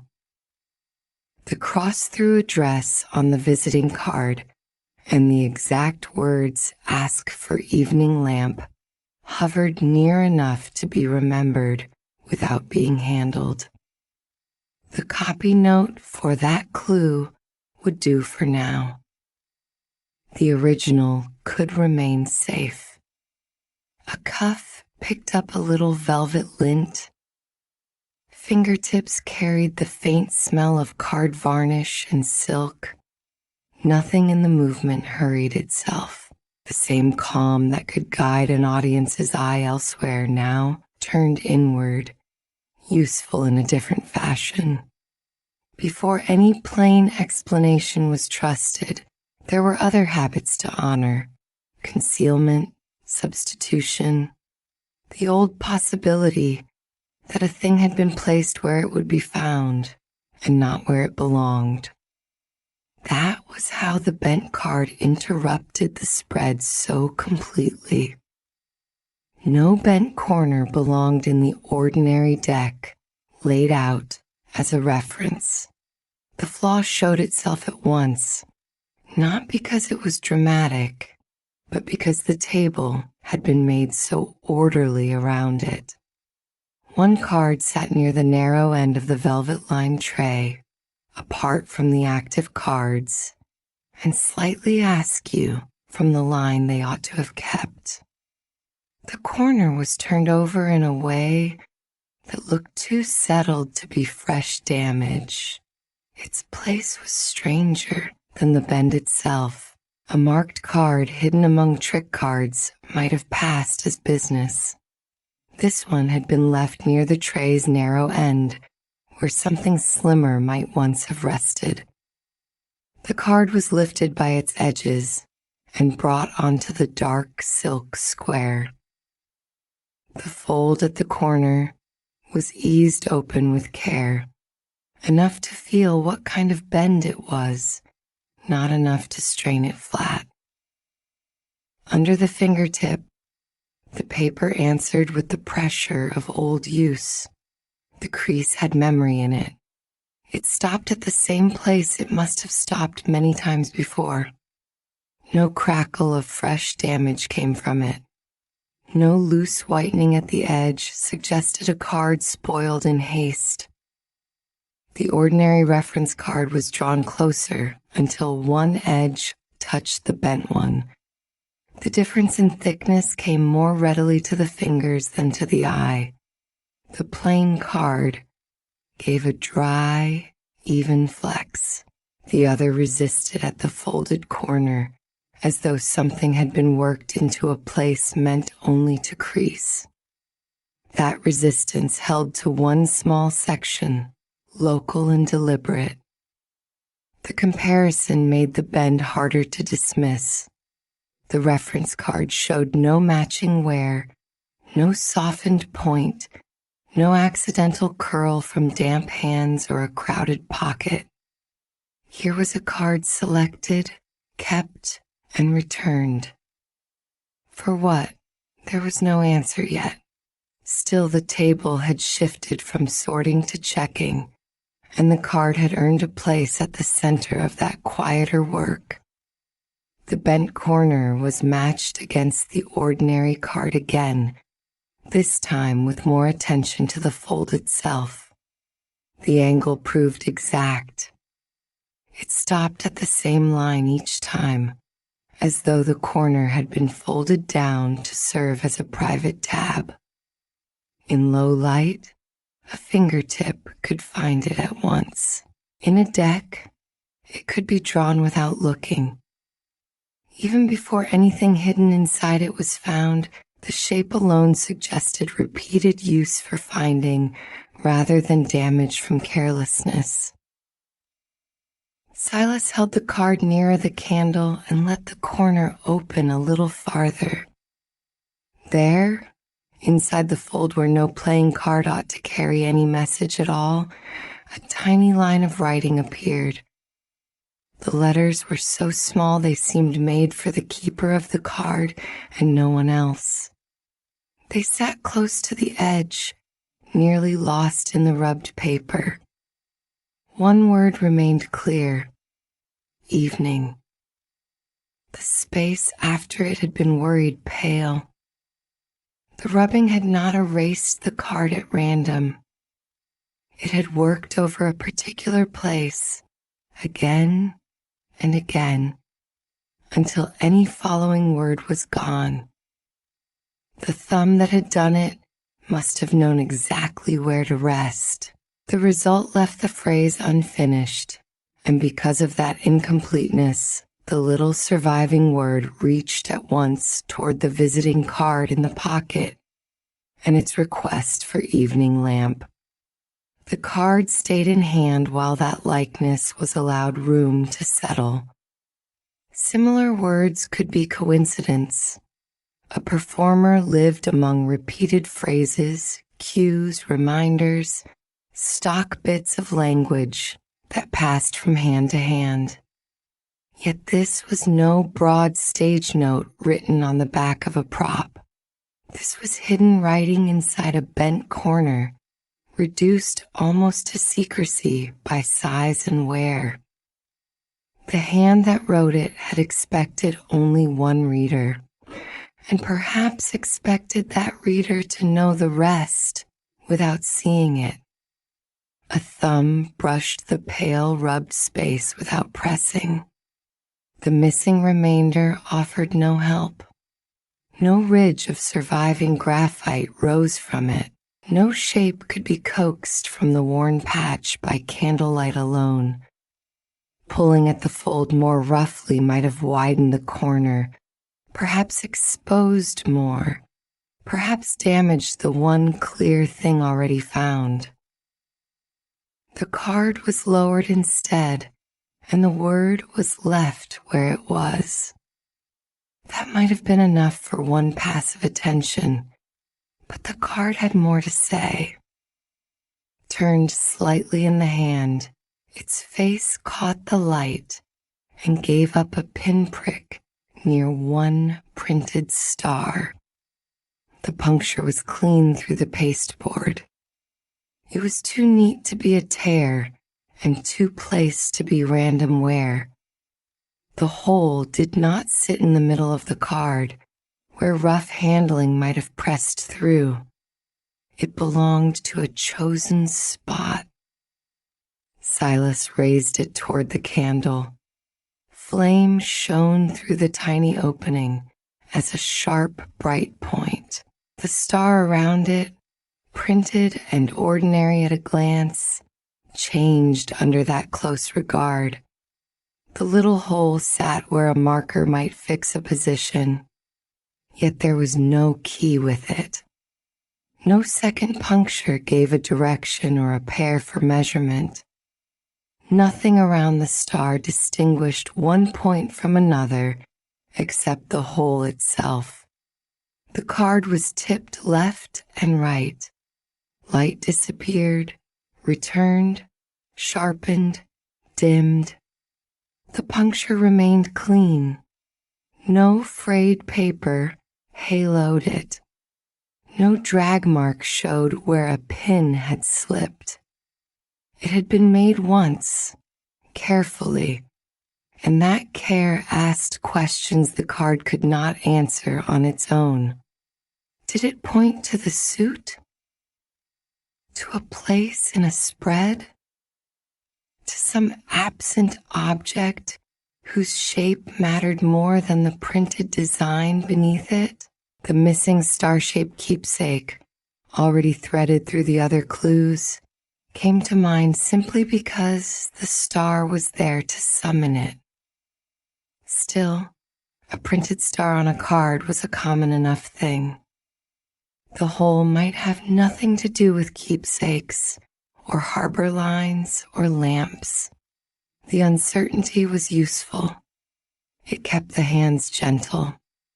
With the candle behind the card, the folded corner showed a faint unevenness deeper than the crease.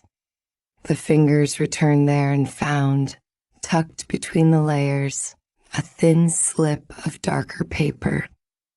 It did not lie loose enough to fall free. It did not feel broad enough to belong to the card's own making. The inserted piece gave itself away only by that extra resistance and by a narrow, dark edge barely visible where the fold opened. Only a fragment could be seen without forcing it. Something cramped in dark ink or pencil sat on the exposed bit of paper, a figure small enough to invite immediate guessing and small enough to punish it. It could be a 5. It could be an S. The shape curved and angled just enough to promise certainty if looked at impatiently. Drawn too quickly, the hidden slip might tear, or the fold that protected it might split. Left where it was, the fragment remained a partial sign and nothing more. The temptation to pull it free showed itself in the hand by a pause, no larger than a breath. The card had already offered writing, a puncture, an inserted piece. Any one of those might have justified a more forceful answer from a less careful keeper. Instead, the bent corner was allowed to close again, lightly, preserving the exact stop of its crease. Table remained in full view of the room, though the work at it had grown smaller and more private. Candlelight touched the silk square, the brushed velvet, the pale edge of the ordinary reference card. Beyond that, the rest of the sorted things waited in their places and kept still. The room asked for no performance now. It only held what was being noticed. The bent card was set down beside the ordinary one and then lifted once more because the fingers had learned enough from one pass to look for a different kind of answer in the next. The reference card came close again until the edges met. The plain one flexed dry and honest. The other held its secret at the corner where the hidden piece had made the paper thicker. Whoever had arranged it had chosen a place already meant to fold, already likely to be handled, and had hidden a slip there narrow enough to escape notice unless someone cared to compare. That comparison changed the card from oddity to clue. It had not yet changed the clue into meaning. Silence gathered around the next few motions. The thumb brushed the velvet nap back into line where the card had rested. The ordinary card was straightened. A folded paper was nudged square with the tray. Such habits did not interrupt thought. They gave it rails to run on. The word hidden in the corner remained at the center of attention. The tiny puncture near the printed star waited beside it. The darker slip inside the fold waited as well, carrying its cramped 5 or S and whatever came before or after. Each detail had arrived through handling and comparison, and each had widened the field of possible answers instead of narrowing it. A private tab for finding in low light, a note too rubbed to finish, a marker hole without a key, an inserted strip too narrow to be part of the card. The clue did not yet ask to be solved. It asked to be kept intact long enough to be read in the proper order. The bent corner was matched against the ordinary reference card with more exactness this time, edge to edge, point to point. The fold stopped at the same angle every time it was eased open and let rest again. A random crease would wander a little under repeated handling. This one returned to its line, as if trained. In dimness, a finger could find that corner and know at once which card it was. In a tray or deck, the fold would serve as a marker. The card had been made retrievable. Laid face down on the dark silk square, it gave up something the bare table had hidden. The fabric, softer than wood and just rough enough in its weave, caught at a faint ridge beneath the card when it was drawn a fraction across the surface. The movement was slight. The sensation in the fingertips was slighter still, more drag than bump, but it repeated when the card passed the same way again. There was another line inside the pasteboard. The card was drawn back once more, slower. The ridge ran inward from the bent corner toward the puncture near the printed star. On plain wood, the surface of the card had seemed smooth except for the fold. On silk, the hidden construction announced itself in a whisper of resistance. The inserted piece was not merely tucked into the corner and forgotten. It extended farther than the visible dark fragment suggested, narrow and deliberate, as though the puncture and the hidden slip belonged to one design. The card was lifted and turned over. The ordinary reference card came then behind it, then beside it, each position chosen to answer a different question.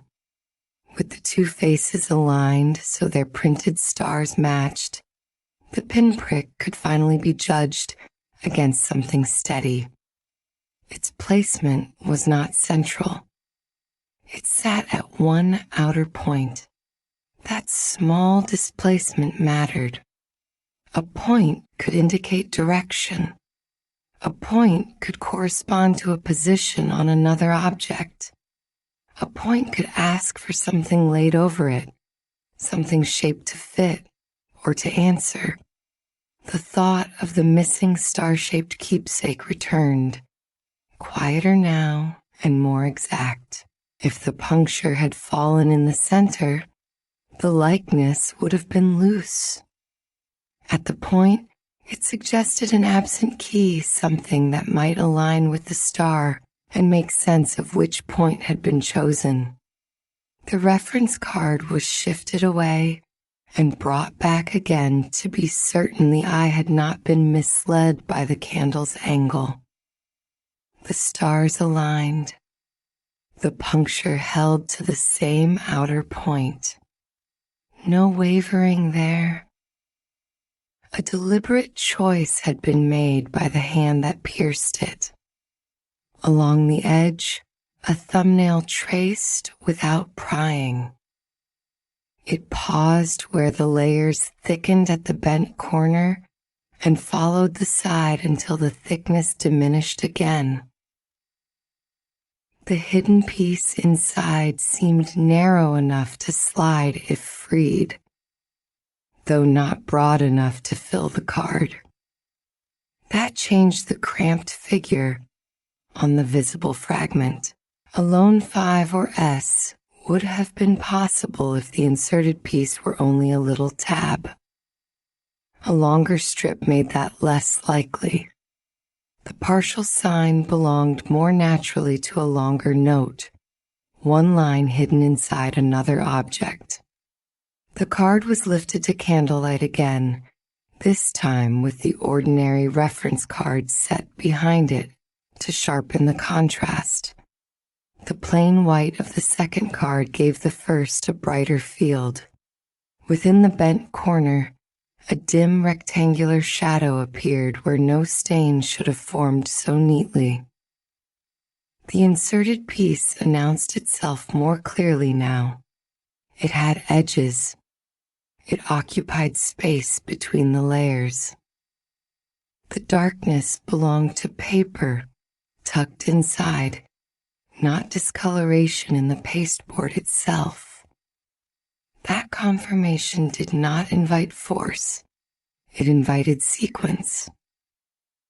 The hidden slip stayed where it was, the same restraint already promised to the visiting card, and the brass coin's unopened hidden seam held here too. A performer used to timing revelations knew the cost of tearing open a secret before the rest of the apparatus was ready. Damage could tell less than patience. The tiny word in the fold was considered beside the remembered phrase on the visiting card. The repetition had the neatness of something arranged. A cue answered by a cue. A callback set where only a watchful hand would find it. Proof would have asked for more than likeness. Still, the playing card no longer looked like a stray from an old trick deck. It had begun to join itself to the remade message already waiting in the pocket. "Twice is a habit," he said softly into the candlelit quiet, not to fill it, only to hear the thought take shape. Or an invitation. Attention turned then to the place where the card had been found, because objects often say more about themselves by where they are left than by what they carry. The narrow end of the velvet-lined tray had seemed wrong from the start. Under the candle's low glow, with the card lifted away and the nap brushed smooth, the area could be seen more plainly. A clean little lane ran through the velvet, where something long and slim had pressed it flat. The rest of the tray showed the ordinary soft dark of brushed nap. This strip remained sleeker, darker in a different way, as if the pile had learned the shape of what had rested there. The side of a finger passed over it. Velvet rose under the touch everywhere else. In that lane, it answered with less give. The pressure had been repeated enough to train the fibers.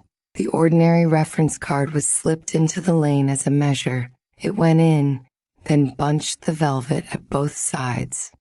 Too wide, The fit failed by just enough to be useful.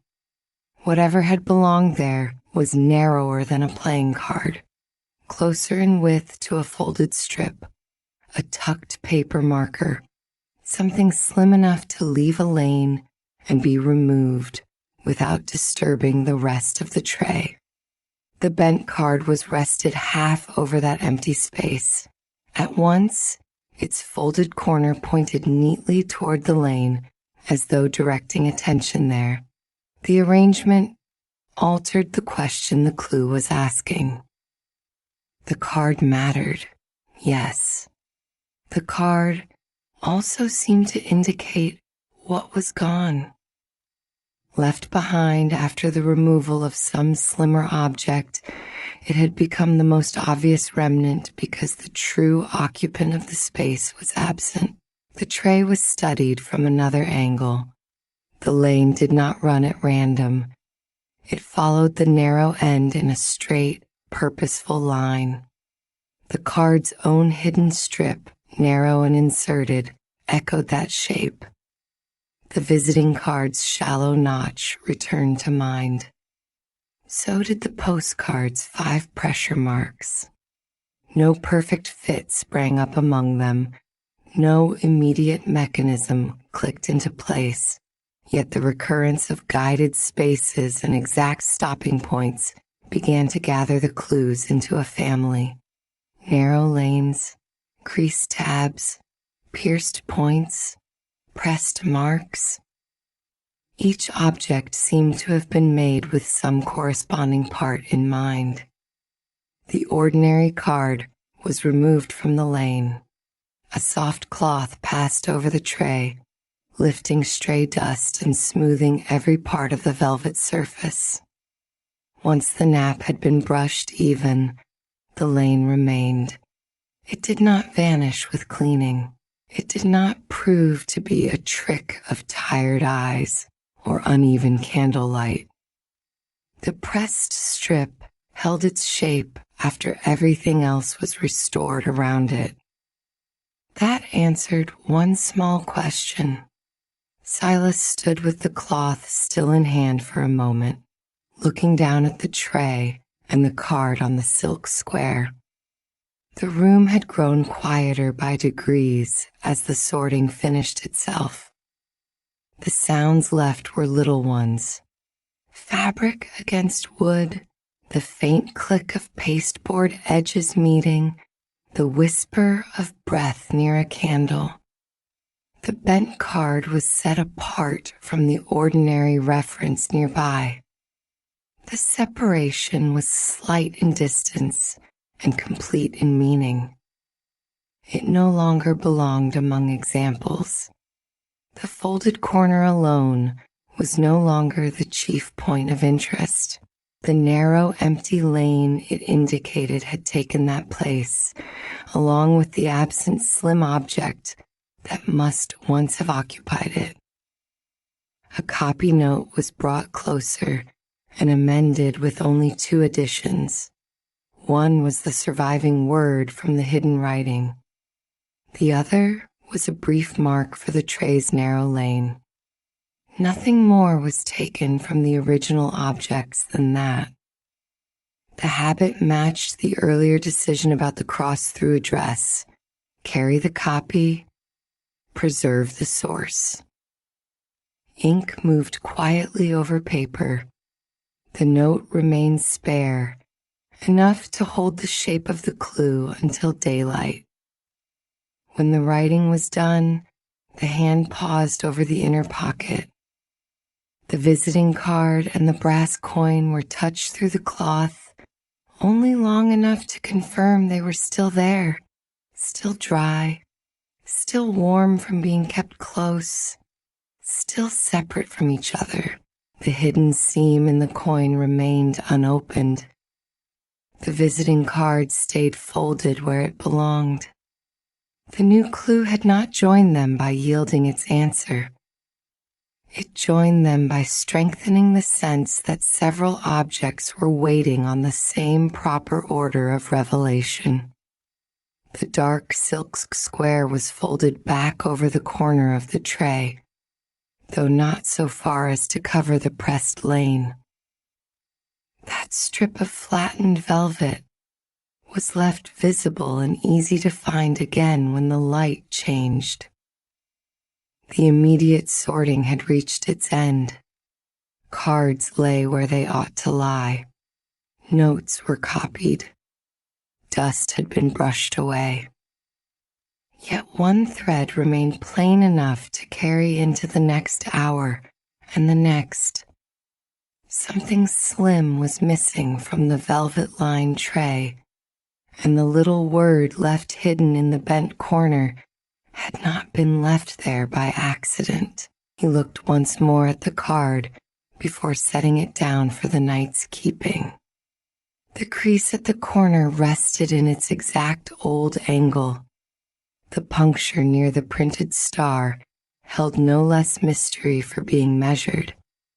The inserted slip remained tucked between layers, offering only its cramped 5 or S, and the promise of more than one character on a line too narrow to waste.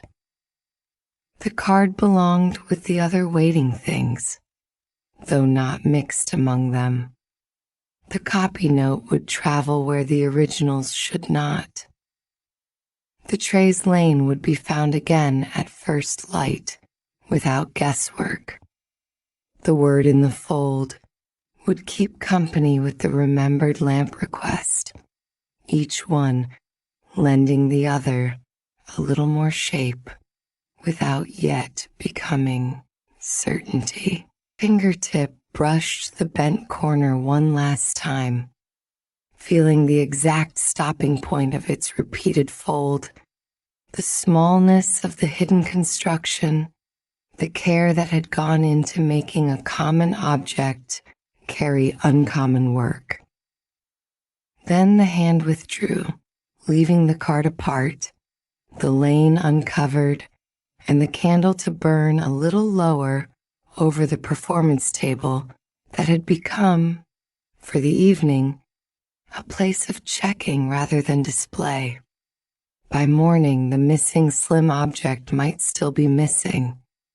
The harbor line might give nothing. The copied address might lead only to another crossed-out turn. Even so, the arrangement on the table had changed enough to matter. A bent card no longer stood alone as a curiosity. It pointed. The tray confirmed. The hidden note echoed another clue already in keeping, and somewhere among these matched parts, something had been removed carefully enough to leave only a narrow lane in velvet and a word folded into paper for the one who knew to look. Chapter 5. The velvet-lined prop tray was already halfway out of the trunk when the chapter found Silas, as though the work had been waiting with him rather than for him. One hand held the tray steady by its narrow edge. The other moved over the dark nap in patient strokes, smoothing back the places where a deck of cards and a few small brass pieces had shifted during the afternoon's performance. Candlelight reached along the lip of the tray and caught in a fine line of dust there, making each grain show and vanish as his hand passed. The little wooden wand came up almost without thought. It turned once between his fingers, light and familiar, the polished middle finding the pad of his thumb by long habit before his eyes had properly settled on it. The worn place was rounder than the rest, softened by use until it held the hand the way a step holds a foot that has climbed it every day for years. After that small turn, it went back among the extra props kept out of sight, laid down with the same care one might use for a spoon, returned to a drawer in the dark. Nearby, Folded paper copy notes waited under the corner of the card box. They were copies only, never the originals, and their presence made the tray work slower in the most ordinary way.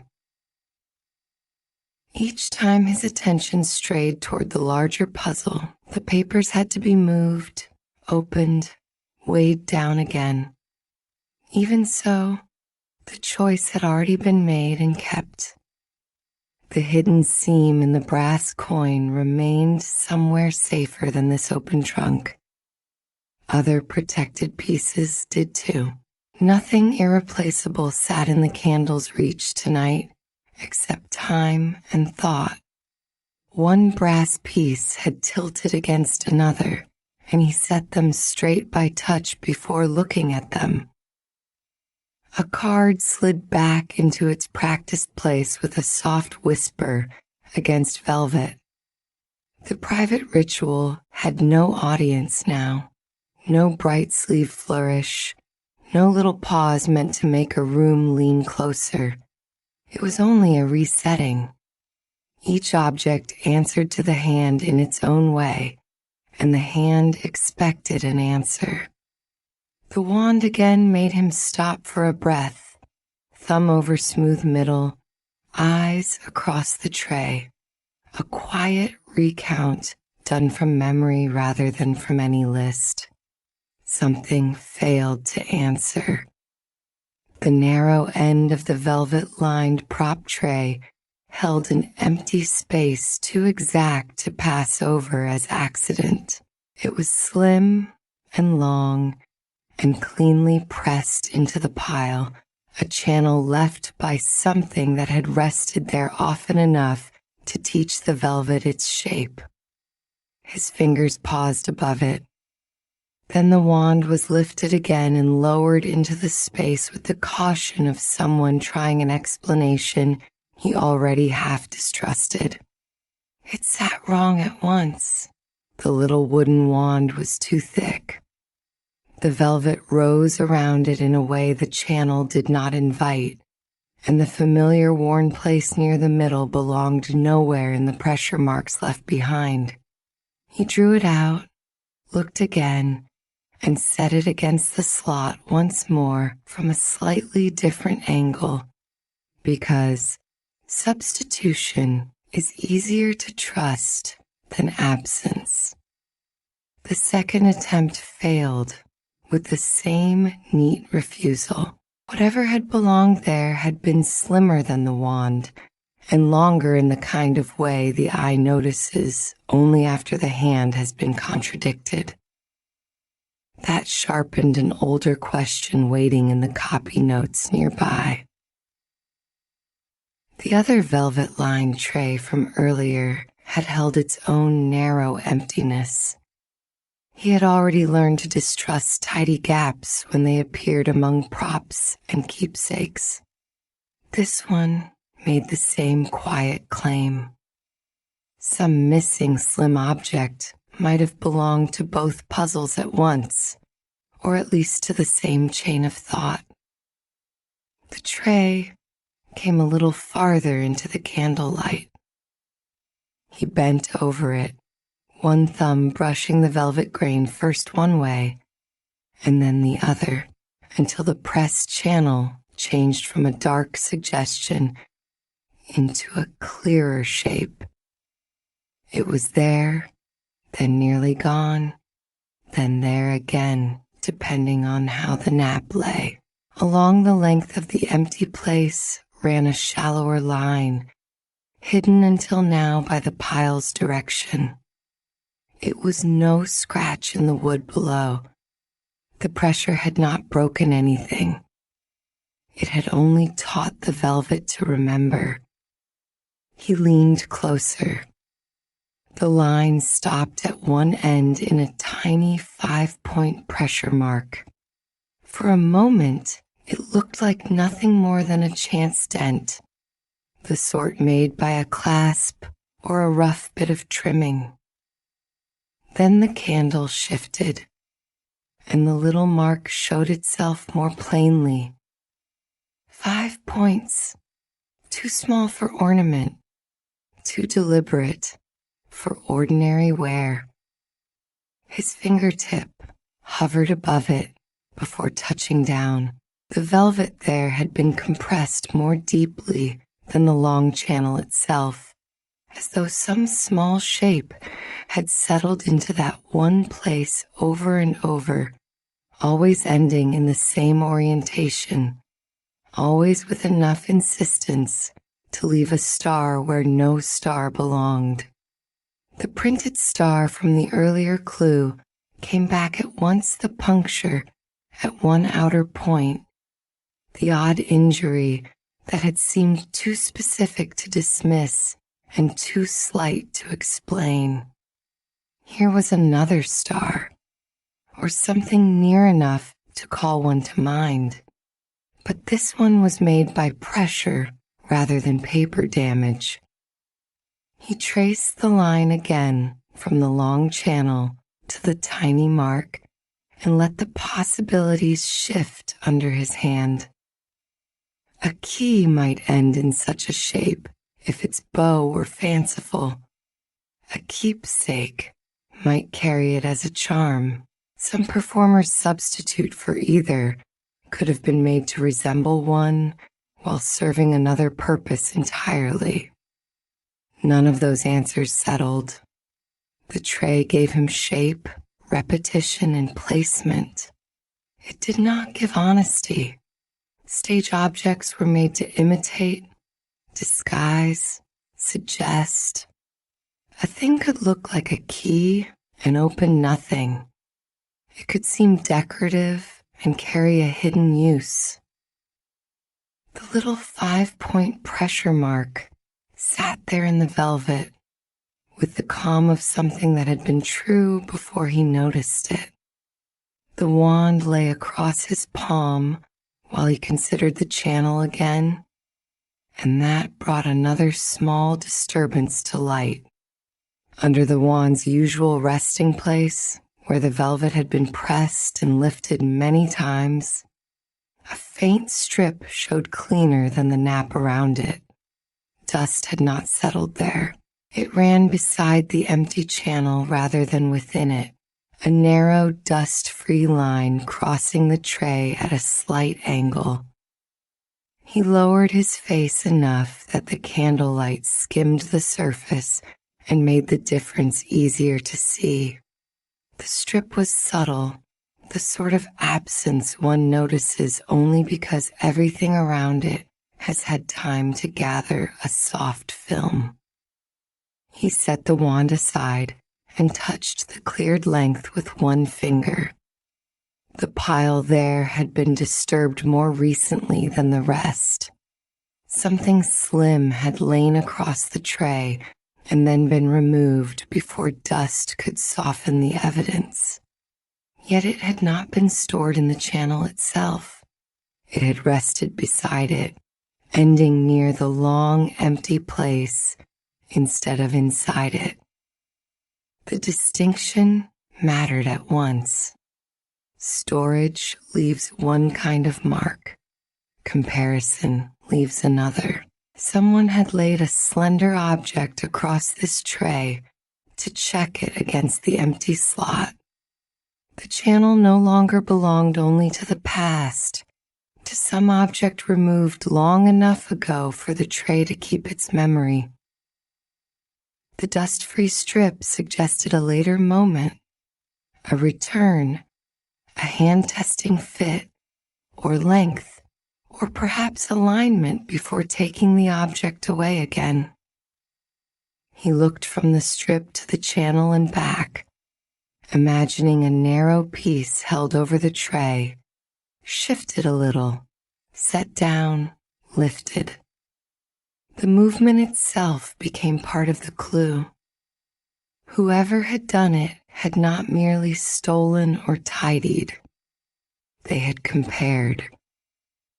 The copy notes waited under the card box, and this time he drew them free. The papers opened with small creases and a dry sound at the folds. Their copied nature showed in the slight flattening of the writing, in the way pencil and ink had been rendered by another hand rather than carried over by the original pressure. He spread them beside the tray where the candle could touch both. Bent card, hidden word evening, cramped 5 or S, punctured star, missing star-shaped keepsake. The list had looked, until now, like a gathering of oddments rescued from a larger confusion.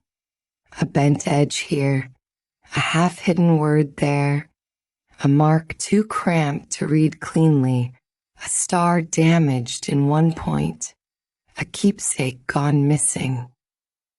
Set beside the tray's narrow channel, they refused to remain oddments. The shape of one clue began to call to the shape of another. Slimness repeated itself in the bent card, in the narrow hidden word, in the line of the cramped sign, in the puncture that might mark a point of alignment rather than damage. The missing keepsake added a decorative answer too quickly, and the tray resisted that ease. This felt less like a pocketful of separate accidents than a sequence prepared for revelation in the wrong order. He shifted the papers slightly, then shifted them again. The bent card near the note about the punctured star, the hidden word near the cramped sign, the tray itself beside them all. If an absent slim object had once belonged here, perhaps it had not only rested in velvet. Perhaps it had been meant to make the rest legible during a performance, in a private test, in some arrangement where one piece directed the eye to another. The next sound arrived with unusual clarity. Bootsteps on the boards below, then nearer, carrying a trace of harbored damp before the voice did. Salt and rope came with it, and the faint cold of evening air that had touched water on its way inland. Gideon paused by the stool in work clothes that kept the day's labor in their seams. In one hand he carried a copied address folded small, careful enough not to crush it. He set that folded paper near the trunk instead of handing over any original, and his pause by the stool said plainly enough that what had been meant as a practical errand for morning had become an interruption before supper was fully old. "Still at it," he said, though the words were less question than acknowledgement. The tray answered back, came the reply, with the wand already being lifted toward him rather than the notes. Instinct chose the object first. "Tell me if this belongs where it was found." Broad, careful fingers took the little wooden wand and turned it once under the candlelight. Gideon looked at the polished middle, then at the narrow space in the tray, then at the wand again. He did not hurry the judgment, though it was ready almost at once. "No," he said. "Wrong shape, wrong where, wrong way of settling. A thing that's lived long in one slot leaves a truer memory than this." That simple answer cleared away the last room for convenience. The wand came back and was laid on the trunk lid, out of the tray entirely. Both men bent over the empty channel. One hand brushed the velvet backward so the pressed edges showed cleanly, and what had seemed a plain gap deepened into something measured. At one end the pile lay more heavily flattened, as though some small head or loop had rested there with a little extra weight. The rest of the channel ran slim and steady from it. The copied address was moved farther clear, beyond the reach of dust and wandering fingers. The notes opened between them. Bent card, hidden word evening, punctured star, cramped 5 or S. In company with the tray, the repeated narrowness of the details began to matter more than the details themselves. The clues all seemed to ask for something slender enough to pass over, under, through, or beside them. A fingertip, his own this time, followed the length of the velvet channel slowly, reading it by pressure as much as by sight.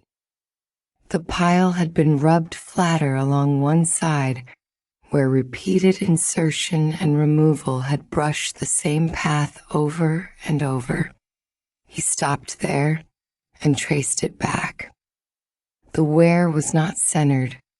It did not gather at a thumb place the way the wand's polished middle did.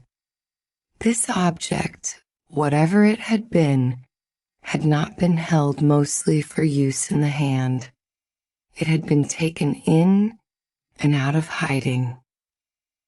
"That's the difference," he said quietly, more to the tray than to his companion. The wand was worked. This was kept. Gideon bent closer, his harbor-trained attention settling on the deeper end of the slot. "Could be where a head sat," he said, "or a bow, or some shaped grip. Small, though." His thumb hovered over the indentation without touching. "I've seen tool rolls and tackle boxes wear this way. Weight at one end teaches the lining where to sink. A key. Could be." He did not force the word any farther than the tray would support. Could be something made to resemble one. That caution suited the evidence. The tray could suggest. It could not swear. The copy notes were gathered, spread, and rearranged again in the circle of candlelight. This time Silas moved them as he might set cues in a performance, trusting sequence to reveal what category had hidden. The cramped 5 or S went down first, then the punctured star, then the hidden word evening. The bent card followed after them, no longer treated as the beginning merely because it had been found that way. He sat back enough to see the order as a whole. The papers did not speak outright. Nothing leapt into place with the neatness of a solved trick. Yet the arrangement changed the air of the clues under his eyes. The cramped sign now looked less like a stray mark and more like an instruction or designation.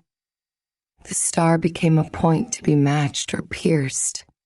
The hidden word suggested timing or revelation under certain light, or the naming of a part in a set.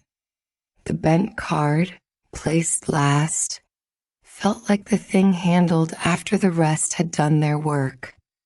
If there had been a slim object directing this order, it might have been used to point, align, slide, unlock, or frame. He touched the edge of the note that mentioned the hidden word. "This feels staged." Gideon gave the arrangement a long look. "Staged how?" "As if the pieces were meant to behave one after another. Not found. Performed." The harbor man considered that without resistance. "Then the missing thing might be the hand that moves them." The thought stayed. To test one easier road before abandoning it completely, the wand was brought back one final time. He did not place it in the slot now. Instead, he laid it across the faint dust-free strip beside the channel where another slim object had recently rested. The mismatch showed even more plainly there. The cleared length extended beyond both ends of the wand. It was too short to account for the strip, and too broad in the middle to make sense of the line left behind. That closed one door with a satisfying plainness. The tray pointed away from a misplaced prop and toward something outside the ordinary performance set. Perhaps adjacent to it, perhaps used with it, but not of it. The folded copied address waited at the edge of the trunk, and practical matters returned by slow degrees.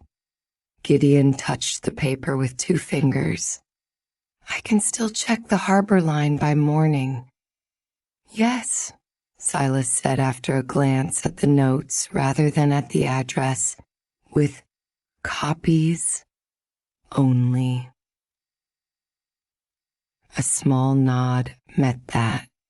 The rule that had kept originals away from the open trunk now extended itself naturally to errands and people. If the thinking of the night was going to continue here, there was no sense in sending him out with anything that could not be protected. Harbor judgment belonged to the morning's task. The tray belonged to the candle's circle for a while longer. When the copy notes were lifted to make room, the corner of the card box flashed. A silver ring had been resting there so quietly that it seemed to arrive only when the candle struck it. The brief line of light along its curve looked less like ornament than interruption, as if the object had been waiting for attention and had finally caught enough brightness to claim it. His hand stopped above the papers.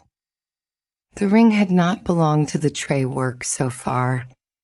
It had sat beside cards and copied clues without being called into service. Yet its waiting place mattered. Nothing in this trunk was truly stray. A card box, a stack of notes, an unanswered channel in velvet, and there, at the corner, a silver ring whose plainness kept it from seeming theatrical and whose placement kept it from being forgotten. He picked it up only far enough to feel its weight before setting it down again. Cool metal, thinner than a curtain ring, thicker than wire, smooth in most places. One side held the slight irregularity that comes from making rather than machine sameness, a tiny difference the fingertips can find even when the eye cannot. It was not tried against the tray. Not yet. Instead, he turned it once in the candlelight and looked back at the channel with its deeper end and star-marked stop. Storage and use, concealment and display. The ideas came as a practical divide running through the objects on the trunk. The channel had held something hidden, inserted and removed regularly. The silver ring belonged to handling of another kind.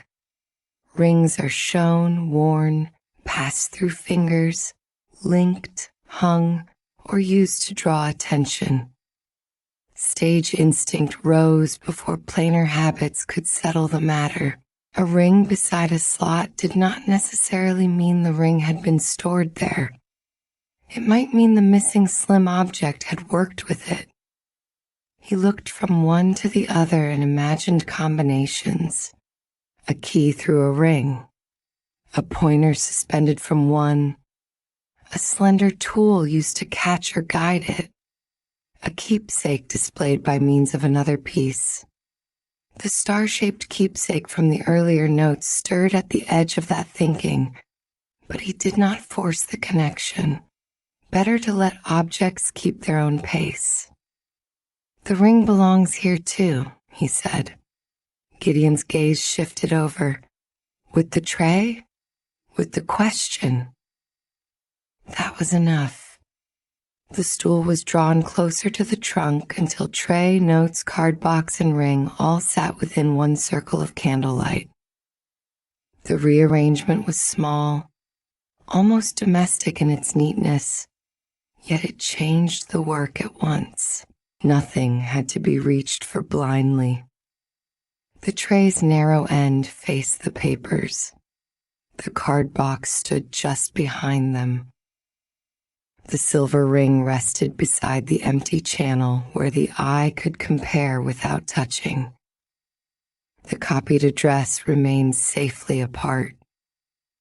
From there, the investigation deepened by slower methods that made one clue answer another. He brushed the velvet backward again, this time with Gideon watching from the opposite side so that each change in the pile could be checked by another angle of sight. The channel sharpened.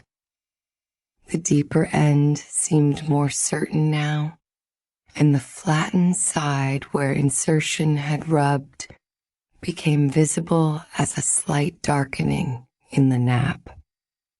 A fingertip followed that rubbed edge, then withdrew, then returned with more pressure.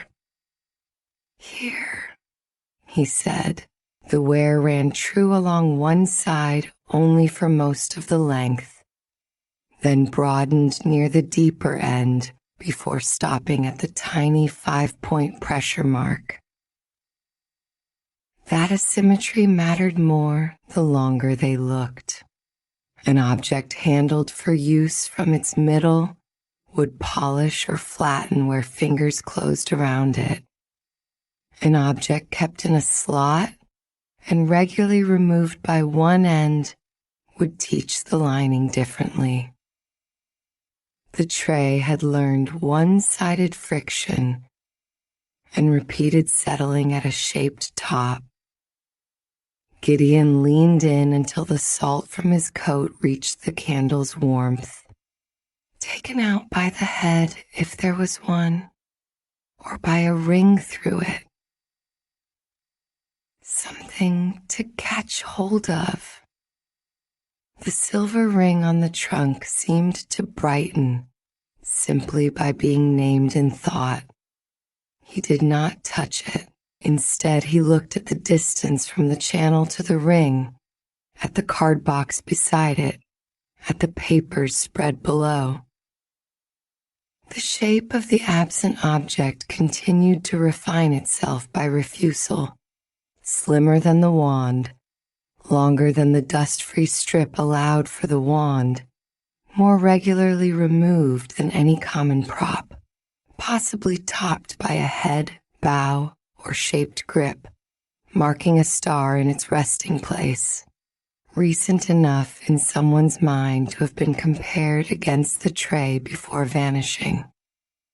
The notes were drawn closer again. Bent card, hidden word, evening, cramped 5, or S, punctured star, missing star-shaped keepsake. He read them silently, then began placing them in relation to the tray rather than only to one another.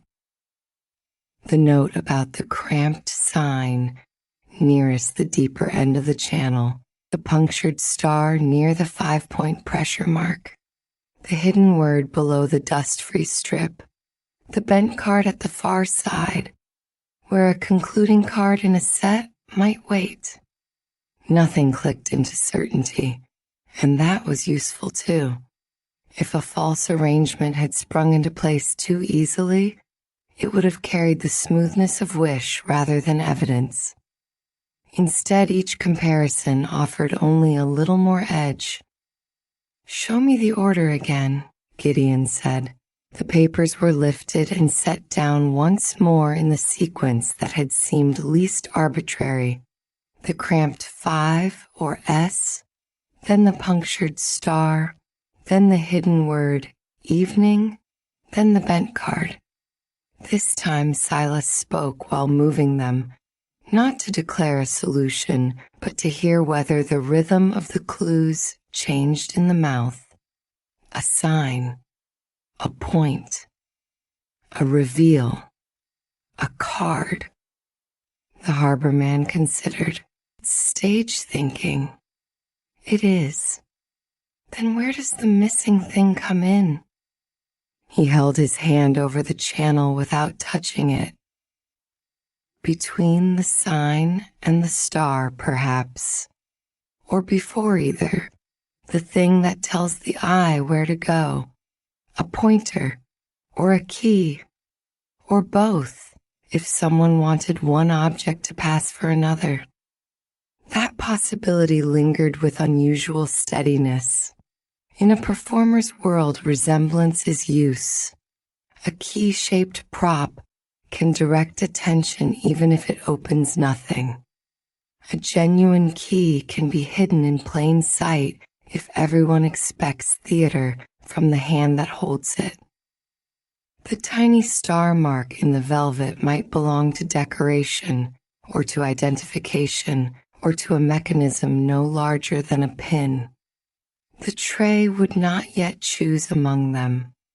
The wand, still nearby, was used one last time only as a measure. He laid it parallel to the channel, then to the dust-free strip, checking lengths by eye and by the relation of one object to another.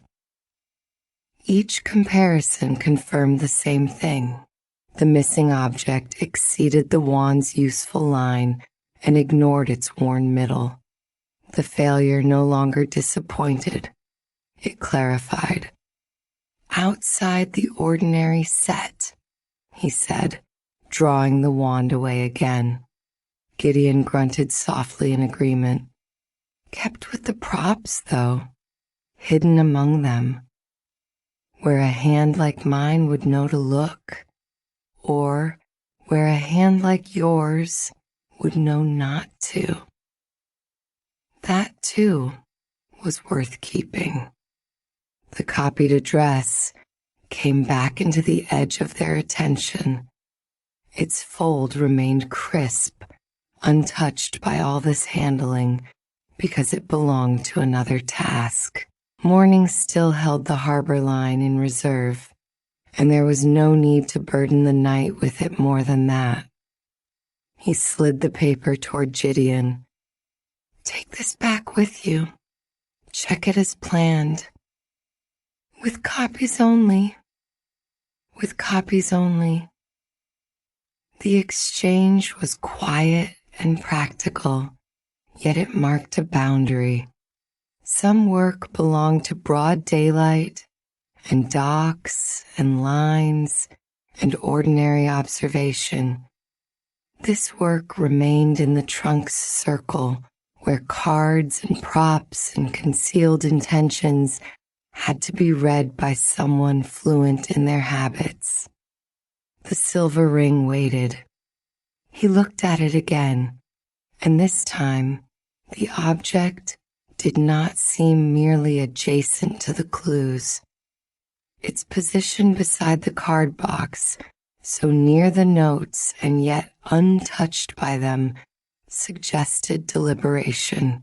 Rings are often endings in tricks, the thing produced after concealment, the gleam that proves the hand has not been empty after all. They are also beginnings, anchors for string, loops for keys, holders for charms, quiet pieces that make another object portable or wearable. Set beside the empty channel, the ring proposed a choice between two kinds of fitting. One asks whether an object can be stored in a place. The other asks whether two objects can work together. That thought settled with particular force on him because performance was the language his hands knew best. A plain observer might have asked only what the slot had held. His mind went at once to how the absent object had been used, what it had directed, what reveal it might have served. The ring sharpened that instinct rather than distracting from it. He imagined a slim key passing through the ring, a narrow rod used to suspend it over a card, a pointer aligning a punctured star with a hidden word, a decorative piece transformed into instruction by the angle at which it was held. The bent card from the notes might then be less accident than result. What happens after the sequence has been worked through? Still, he did not try the ring against the tray. Restraint had become part of the method now. The work with the tray had been to let first discoveries speak fully, then to advance them by comparison rather than by force.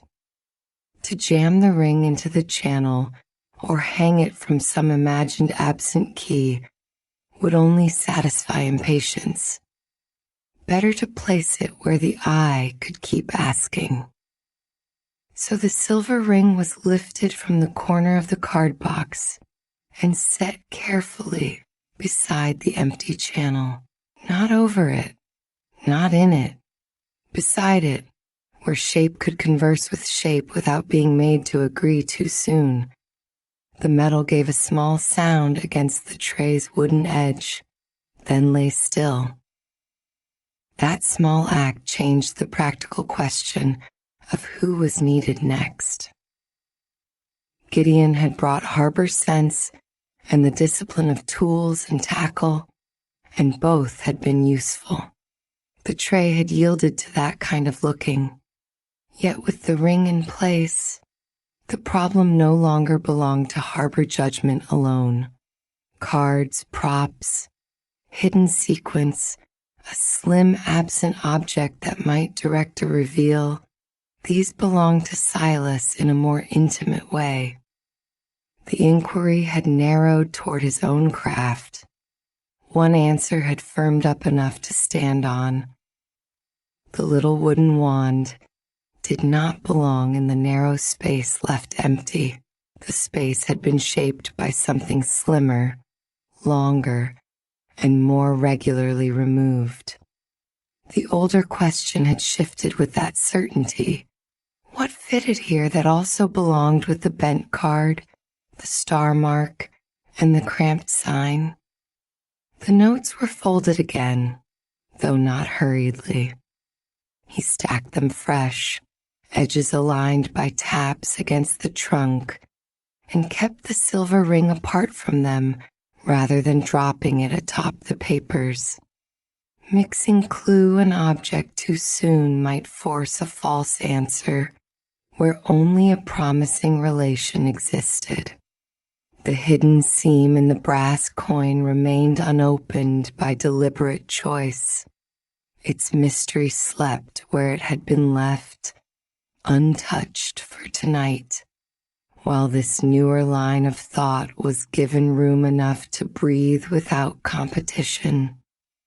Gideon took up the copied address. Harbor damp had lessened already in the warmth of the room, though salt still lingered in the cloth of his sleeves. There was no argument over the morning's errand. None was needed. He would check the line by daylight, with copies only, and bring back what plain inquiry could gather there. At the trunk, the prop tray lay straight at last.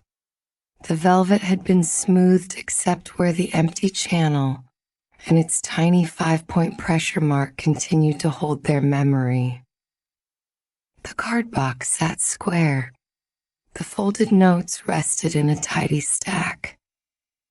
Beside them, the silver ring waited in its own small pool of candlelight, no longer a stray glint and not yet an answer.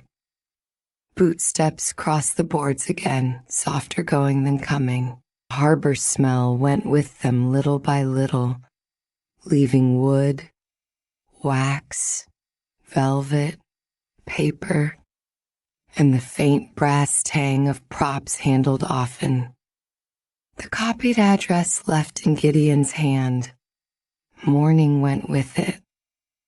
The trunk stayed open, For a while, Silas remained where he was, one hand on the tray's edge, the other near the ring without touching it. The candle had burned low enough that its flame bent each time the room gave a tiny draft. Under that wavering light, the empty channel looked less like a loss than a place prepared for return. The ring beside it offered the next move with the quiet patience of an object that has already decided to matter and sees no need to announce how. Chapter 6. Candlelight had already found its place on the corner table by the time the rest of the loft gave itself over to dimness. The flame stood low in its dish, steady enough to cast a soft oval over the wood where the blue velvet hat was always set down at night, and where the day's pockets were always emptied in a small practiced drift. Beyond that circle, the room above Larkin Loaf receded into gentler shadow. The slope of the ceiling, the edge of a shelf, the dark shape of a chair that needed no looking at to be known. Near the table, the air held the faint smell of spent wax and old paper, with a little dust warmed by the candle and a trace of whatever had ridden home in wool and velvet from the street below. In such quiet, the smallest motion declared itself. Cardboard against wood gave a dry little whisper. Paper made a softer one. Even the set-down of a ring had its own neat note. The blue velvet hat came off and was laid where it belonged. A pocket yielded loose papers, squared by touch before they reached the table. The silver ring was brought out with more care and set near the remembered empty channel that had occupied so much of the afternoon's thought, though no tray sat here to receive it. Only the memory of that long, narrow absence remained, clear enough to shape the placing of things. After that came the deck he kept only for himself, the one that did no work before an audience and answered to no patter. It rested for a moment in his hand, familiar by weight alone. One card slipped free without flourish and was placed at the center of the table. Around it, the rest began to sort itself under patient hands. A performer's spill of effects might have looked much the same to anyone glancing in for an instant. Ring, paper, cards, a few oddments rescued from pockets at day's end. Yet the arrangement changed the nature of them. A corner aligned with the grain of the wood. A folded scrap was turned so its crease ran straight. The silver ring was nudged into a relation with the central card that had nothing to do with ornament and everything to do with thought. The ribbon-tied bundle of old postcards remained within reach, close enough that a hand could have gone to it without looking, though the ribbon stayed tied. It belonged there as some old landmarks belong on a map, useful even while untouched. The room above the bakery held still around him. No cart rattled in the lane. No late footstep crossed the floor below. The loaf-warm scents that rose each day from Larkin Loaf had long since thinned into wood, paper, wax, and the faint coolness that gathered under the eaves after dark. In that hush, the private habit unfolded as naturally as setting down the hat itself. One card at center. The nearby items sorted until they ceased to be a day's remains and became positions, relations, questions waiting for the right company. The hotel matchbook did not fit among the familiar things, and for that reason, it drew the eye before it was even fully set down. Its cover had been handled enough that the name on it refused to offer itself plainly. Letters remained, but only in part, worn to a half-reading that asked for guesses and gave no certainty in return. Under candlelight, the fading did not look innocent. Too much had gone from the useful places. The thumb would have landed there. The pocket edge would have rubbed there. Yet the near erasure sat on the cover with a stubbornness that made it seem less like an ordinary leftover from travel and more like something that had moved through too many hands or too many intentions. He let it rest beside the center card and watched what happened to the table when it entered the arrangement. Other clues seemed to incline toward it at once, as filings draw toward a small hidden magnet. The bent card was shifted closer. Hidden word evening came to mind before the object itself was touched again, and with it, the cramped 5 or S, the punctured star, and the missing star-shaped keepsake. The silver ring remained where it had been placed, untested and deliberately near. The little corner of the loft no longer resembled a resting place for belongings. The wood had become a private sorting ground for one unanswered sequence. The matchbook was taken up again and turned slowly in hand. He did not open and shut it at once, as though the answer might jump forward by impatience. Instead, the cover was studied under the candle from one angle, then another, the half-worn name held near enough that the eye could follow the surviving strokes of print and guess at the vanished ones. A curve might once have been an O, or only the tail of another letter. A line had gone so thin it might have belonged to any word. The wear had a pattern. Useful parts seemed to have suffered most. Beside the memory of the rubbed-away note already found elsewhere, that pattern invited an uneasy line of thought. Perhaps the readable pieces had been the first to go because they had been the first to matter. He opened it then, carefully enough that the paperboard did not crack further at the fold. Inside, one remaining paper match sat where the others had long since been used or removed. It looked ordinary at first glance, pale stem, small dark head, the sort of thing no one would think twice about. Yet the candle made demands of looking. When the match was tipped just so, a faint trace climbed into view along the stem, graphite rubbed nearly to nothing by a thumb or the press of a pocket seam. The writing was small, almost shy in the way it occupied the narrow paper. Evening. The word did not belong to the printing. That much was clear at once. It had been added by hand, and lightly. He held the match nearer the flame, then drew it back before heat could curl it. The penciled letters faded and returned with each slight turn, as if the word itself were deciding whether to remain.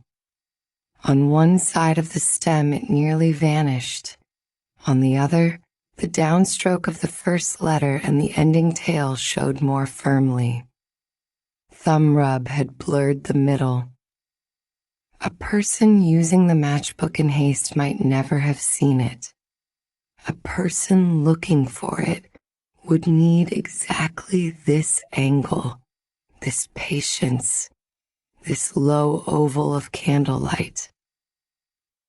A single word could point almost anywhere if left to itself. It might have marked a meeting time. It might have referred to a performance. It might have been no more than a reminder to wait until dark before doing whatever the matchbook had once helped someone do. Yet because it was written on the lone surviving match, and written so small, it seemed meant for the owner's eye alone. Not an announcement or a label for anyone else, but a private prompt, portable and easy to miss. He set the match against the table without returning it to its place just yet. The cover stayed open. The candlelight touched the striker, the fold, the little paper pockets where the missing matches had once nested. Looking inside the matchbook changed its size. In the pocket, the object became more than a souvenir and less than a container one would trust with anything important. Yet some things ask only for thin shelter. A note, a sliver, a token. He turned the open matchbook so the inner fold faced the light. There, tucked into the bend where the cover met the striker, a narrow, blank strip interrupted the printed surface. It was not blank in the simple sense of having been left so at manufacture. The paperboard held the pale rectangle left by something once pasted there and later removed. The shape announced itself gradually. At first, it looked like a difference in wear, no more. Then the edges of the rectangle gathered into clarity, one side straighter than the surrounding scuffs, one end cleaner than the other. He touched it with a fingernail, lightly. The surface had the faint drag of old adhesive long gone dry, smoother in the center, rougher at one edge where something had been lifted away. He bent closer. One end of that pale rectangle sat a tiny 5-point pressure mark impressed through the paperboard. It was not ink or a stain. The paper had been pressed from above, enough to leave a little star-shaped memory in the fibers. Candlelight found the shallow points one by one as he tipped the matchbook. A small thing, easy to overlook, yet no ordinary wear made so exact a shape. The points were too deliberate. The mark sat close to the edge where a thumb would naturally come to pry something up. He ran his own thumb, without pressing, along that same edge. The paper there had a different history from the rest of the inside fold.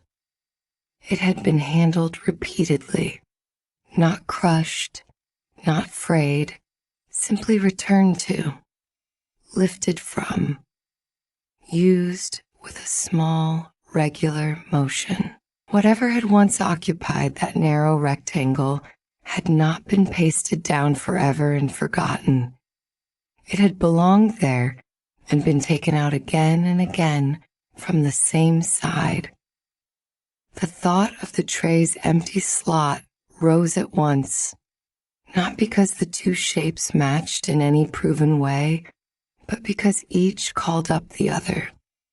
A long, slim absence, a thing habitually removed by one end.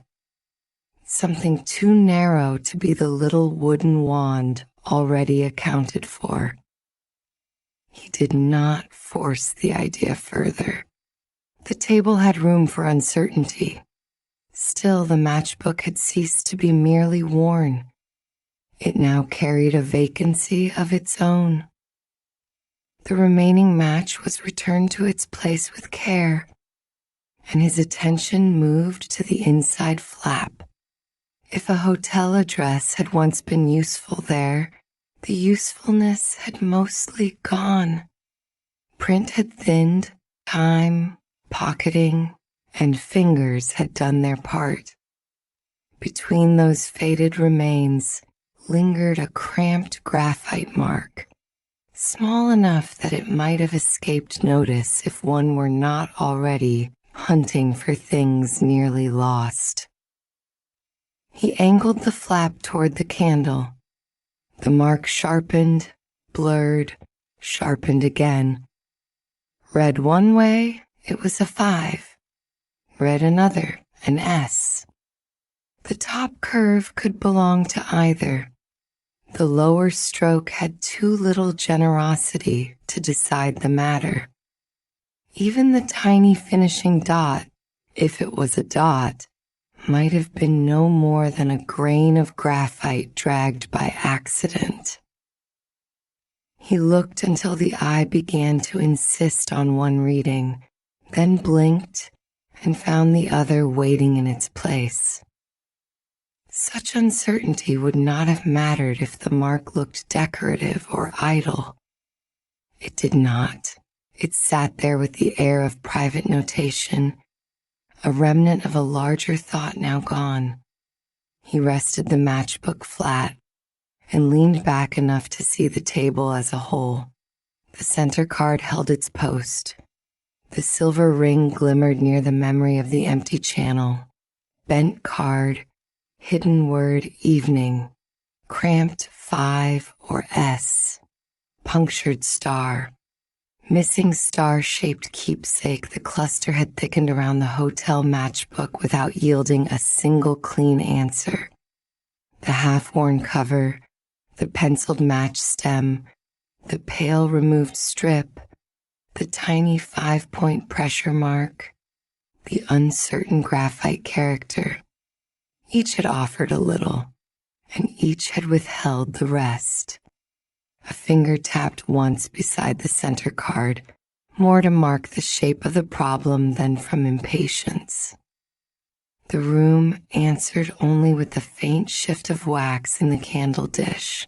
He turned the matchbook over again, this time studying the cover with what had just been learned in mind. The name still refused to read plainly, though now refusal seemed active rather than passive. If the useful parts had indeed been handled to near vanishing, then the cover's half-legibility belonged to the same family as the rubbed note on the match stem. Things that mattered had been touched often. Things touched often had thinned.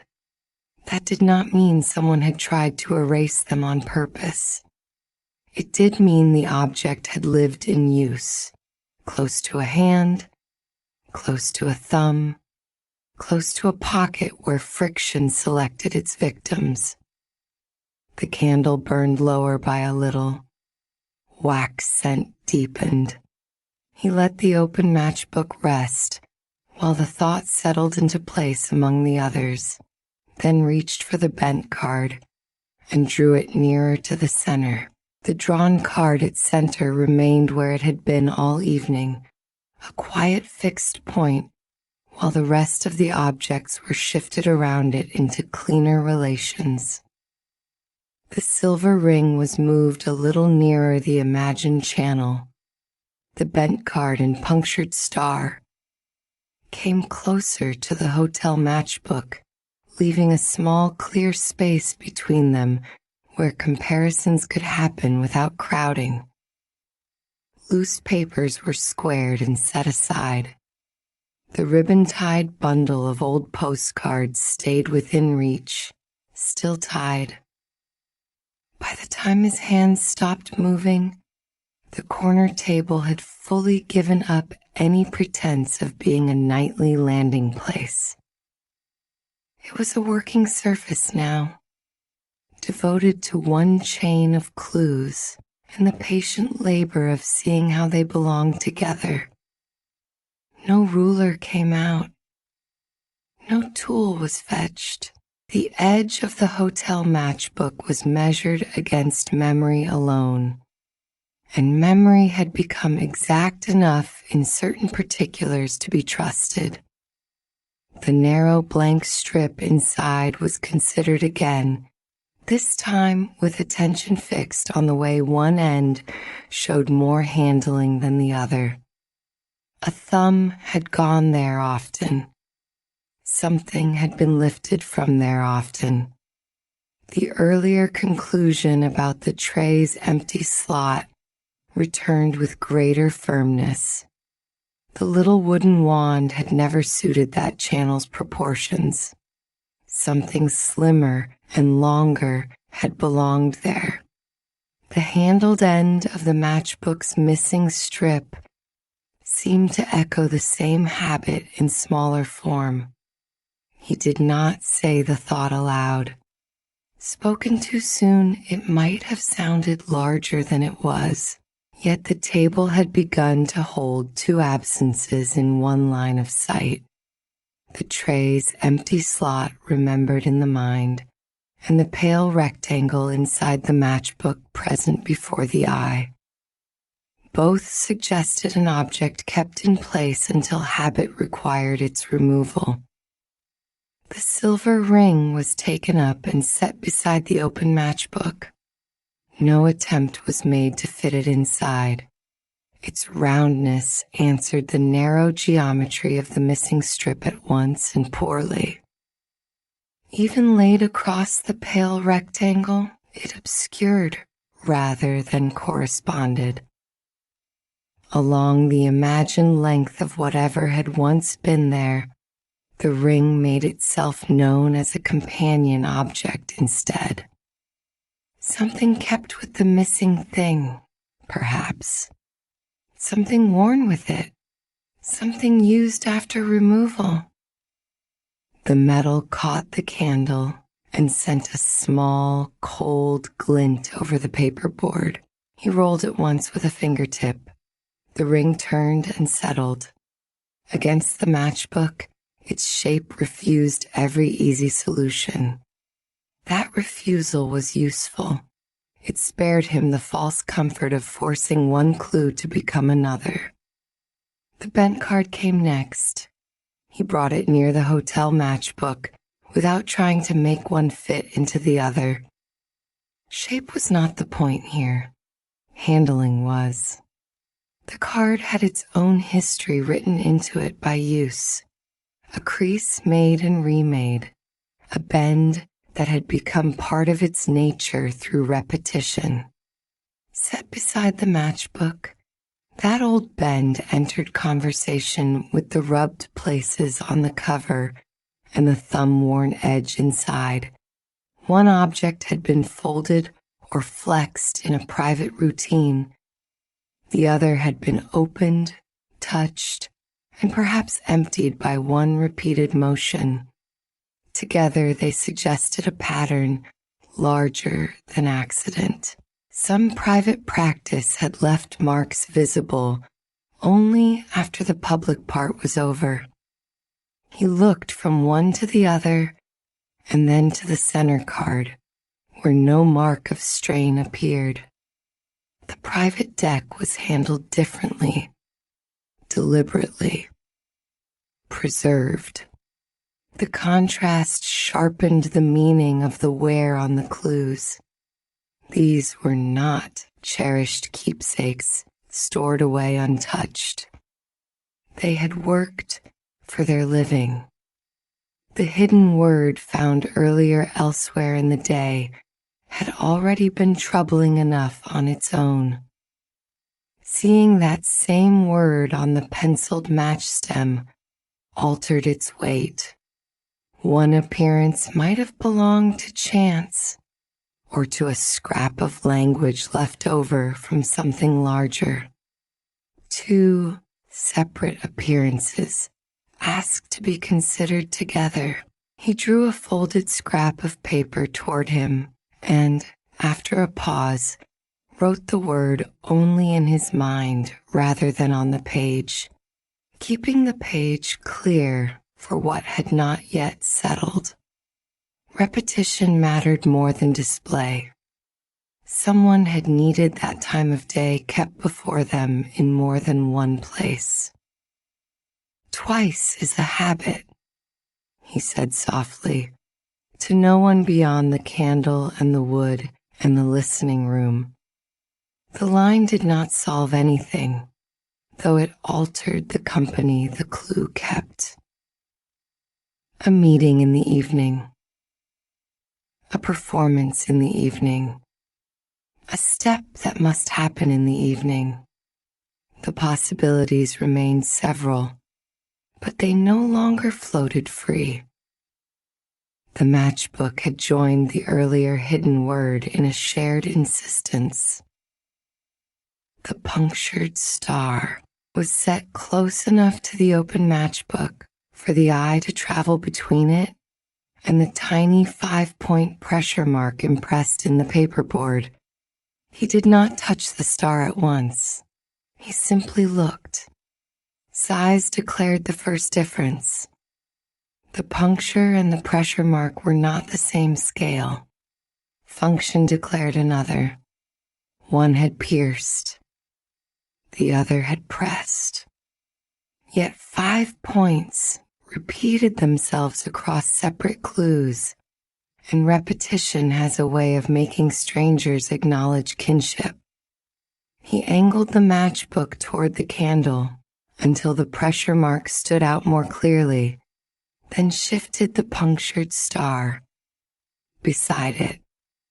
The larger star held itself with its own sharp geometry. The smaller one in the paperboard was almost coy by comparison, visible only when the light skimmed across it. Still, the eye could not help tracing point to point in both. 5. 5 again, a count repeated where no count had been required by chance. The missing star-shaped keepsake changed in the mind from decoration to sign. He did not know what it stood for. A person, perhaps. A room. A step in a sequence. Some small emblem used among those who already understood it. Yet the table had now offered too many stars, too many absences, too many private marks to let the keepsake remain a pretty object gone astray. The pressure mark inside the matchbook suggested that something star-marked, or associated with a star, had once been fixed there or used there. The puncture suggested the star shape had already mattered elsewhere. Across the clues, 5 points had begun to behave like a language. A fresh scrap of folded paper was taken from the squared pile. On it, he copied the cramped graphite mark in 2 versions. One reading leaned toward a number, the other toward a letter with a period after it. He set both versions beside the center card and looked at them as if they belonged to different stories. As a 5, the mark immediately sought certain neighbors.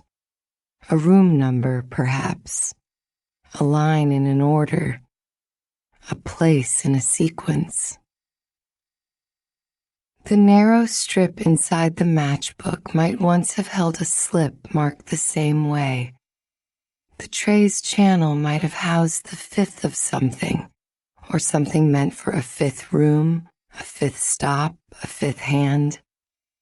Such thoughts were tempting because they could be arranged neatly. As an S, the mark behaved otherwise. It leaned toward a name, a floor, a private shorthand that would matter only to the writer and perhaps one other person. The period, if period it was, made the mark feel abbreviated, secretive in a modest way. Not code exactly, simply incomplete outside its proper company. He shifted the two copied versions a little farther apart. Distance altered them. The number looked practical when left by itself. The letter looked personal. Neither one. The ribbon-tied bundle of old postcards had waited untouched all evening, but now his hand went to it and loosened the ribbon just enough to spread a few cards without fully opening the bundle to memory. Paper whispered under his thumb. The smell of old stock, dust, and travel rose more distinctly as the cards fanned. Hotel printing styles varied from card to card, some bold, some ornamented, some plain. Borders, typefaces, little flourishes of hospitality, all had their habits. He did not search for scenes or messages. He searched for wear, for the way ink sat on card, for how names disappeared when carried too long in a pocket or valise. None offered a direct match to the half-worn cover. Yet the exercise did useful work all the same. Shelf age looked different from travel wear. Cards left in drawers faded broadly, evenly, with dust and light doing their dull, patient labor. Things carried in transit lost themselves selectively. Corners softened first, raised print blurred where fingers returned. Useful words suffered more than decorative borders because useful words were touched while the rest was merely kept. The hotel matchbook belonged to that second category. Its damage had movement in it.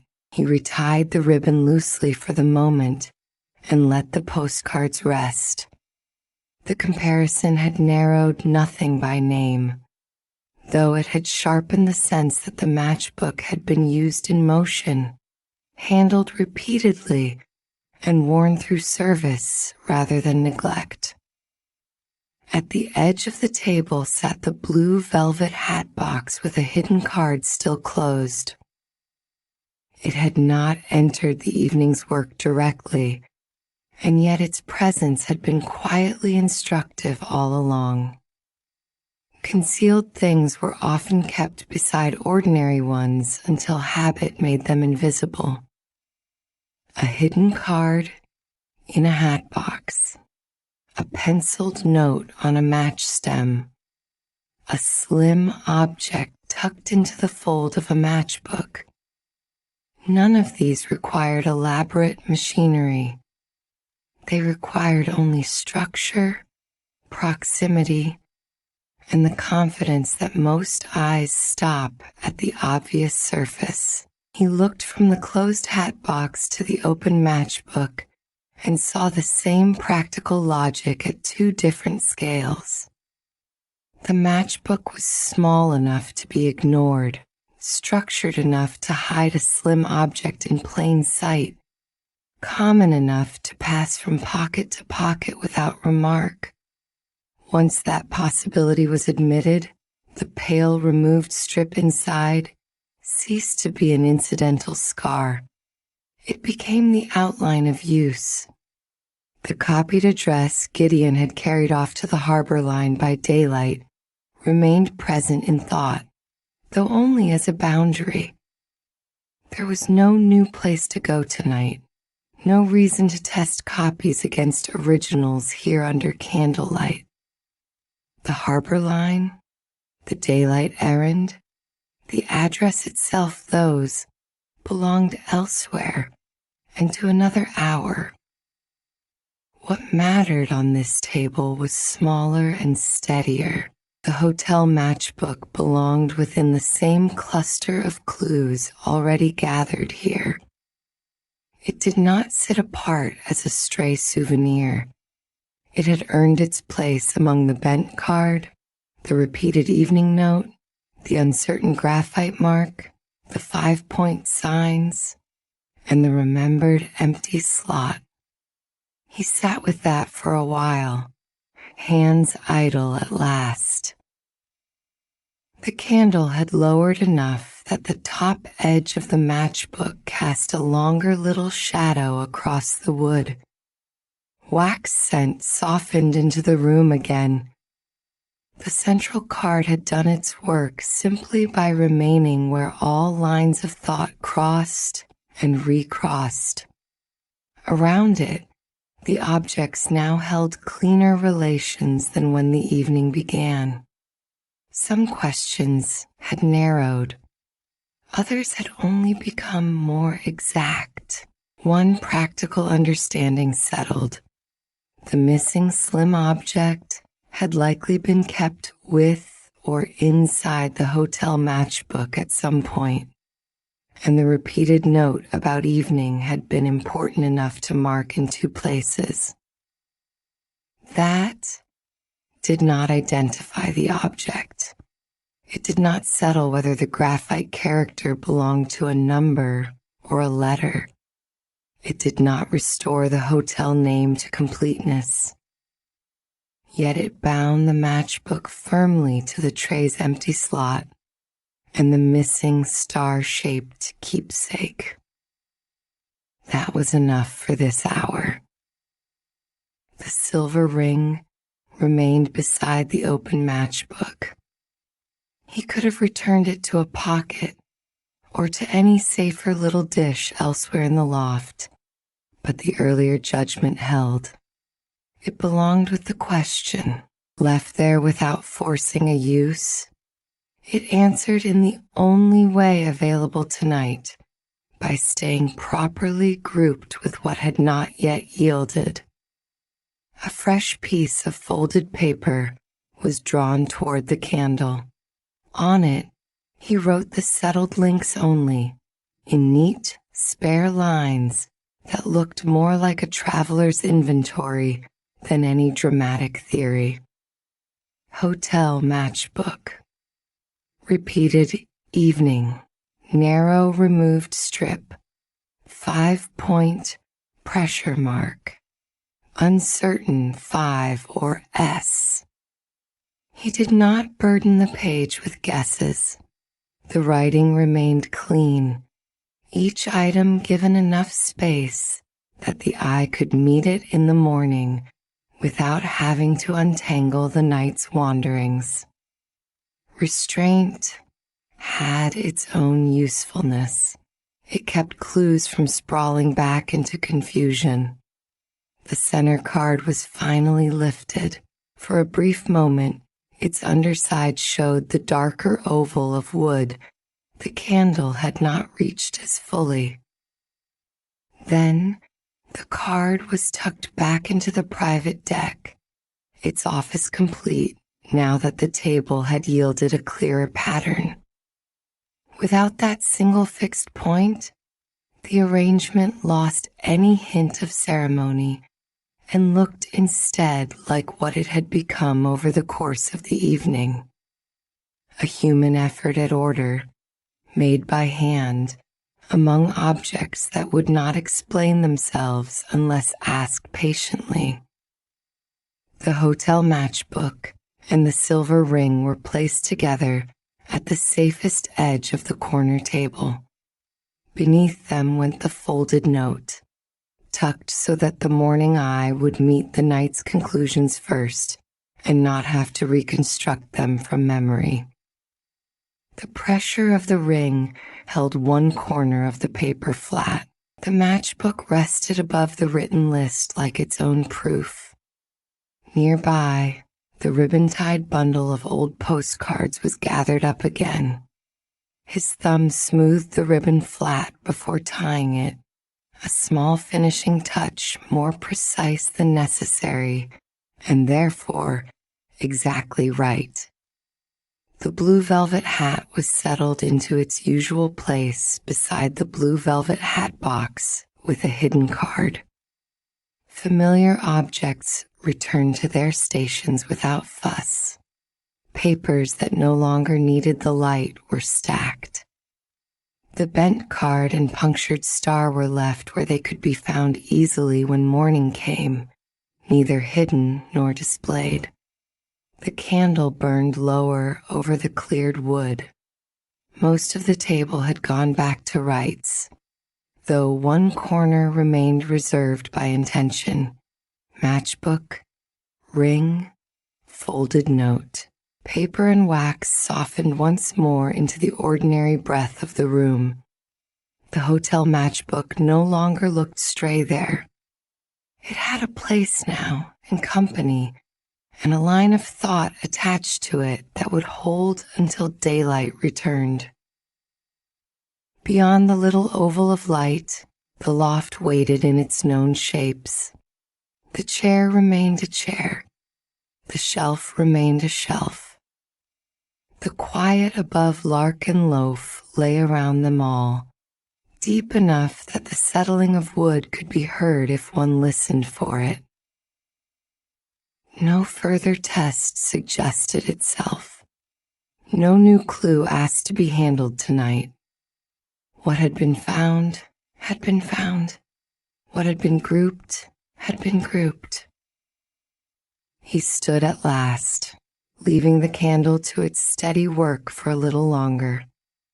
On the table, the folded note waited beneath the ring and hotel matchbook, ready to meet the morning before anything else did. And that is where our story rests for today. Thank you for listening and for spending this quiet time with Cozy Tales. Until next time, rest well.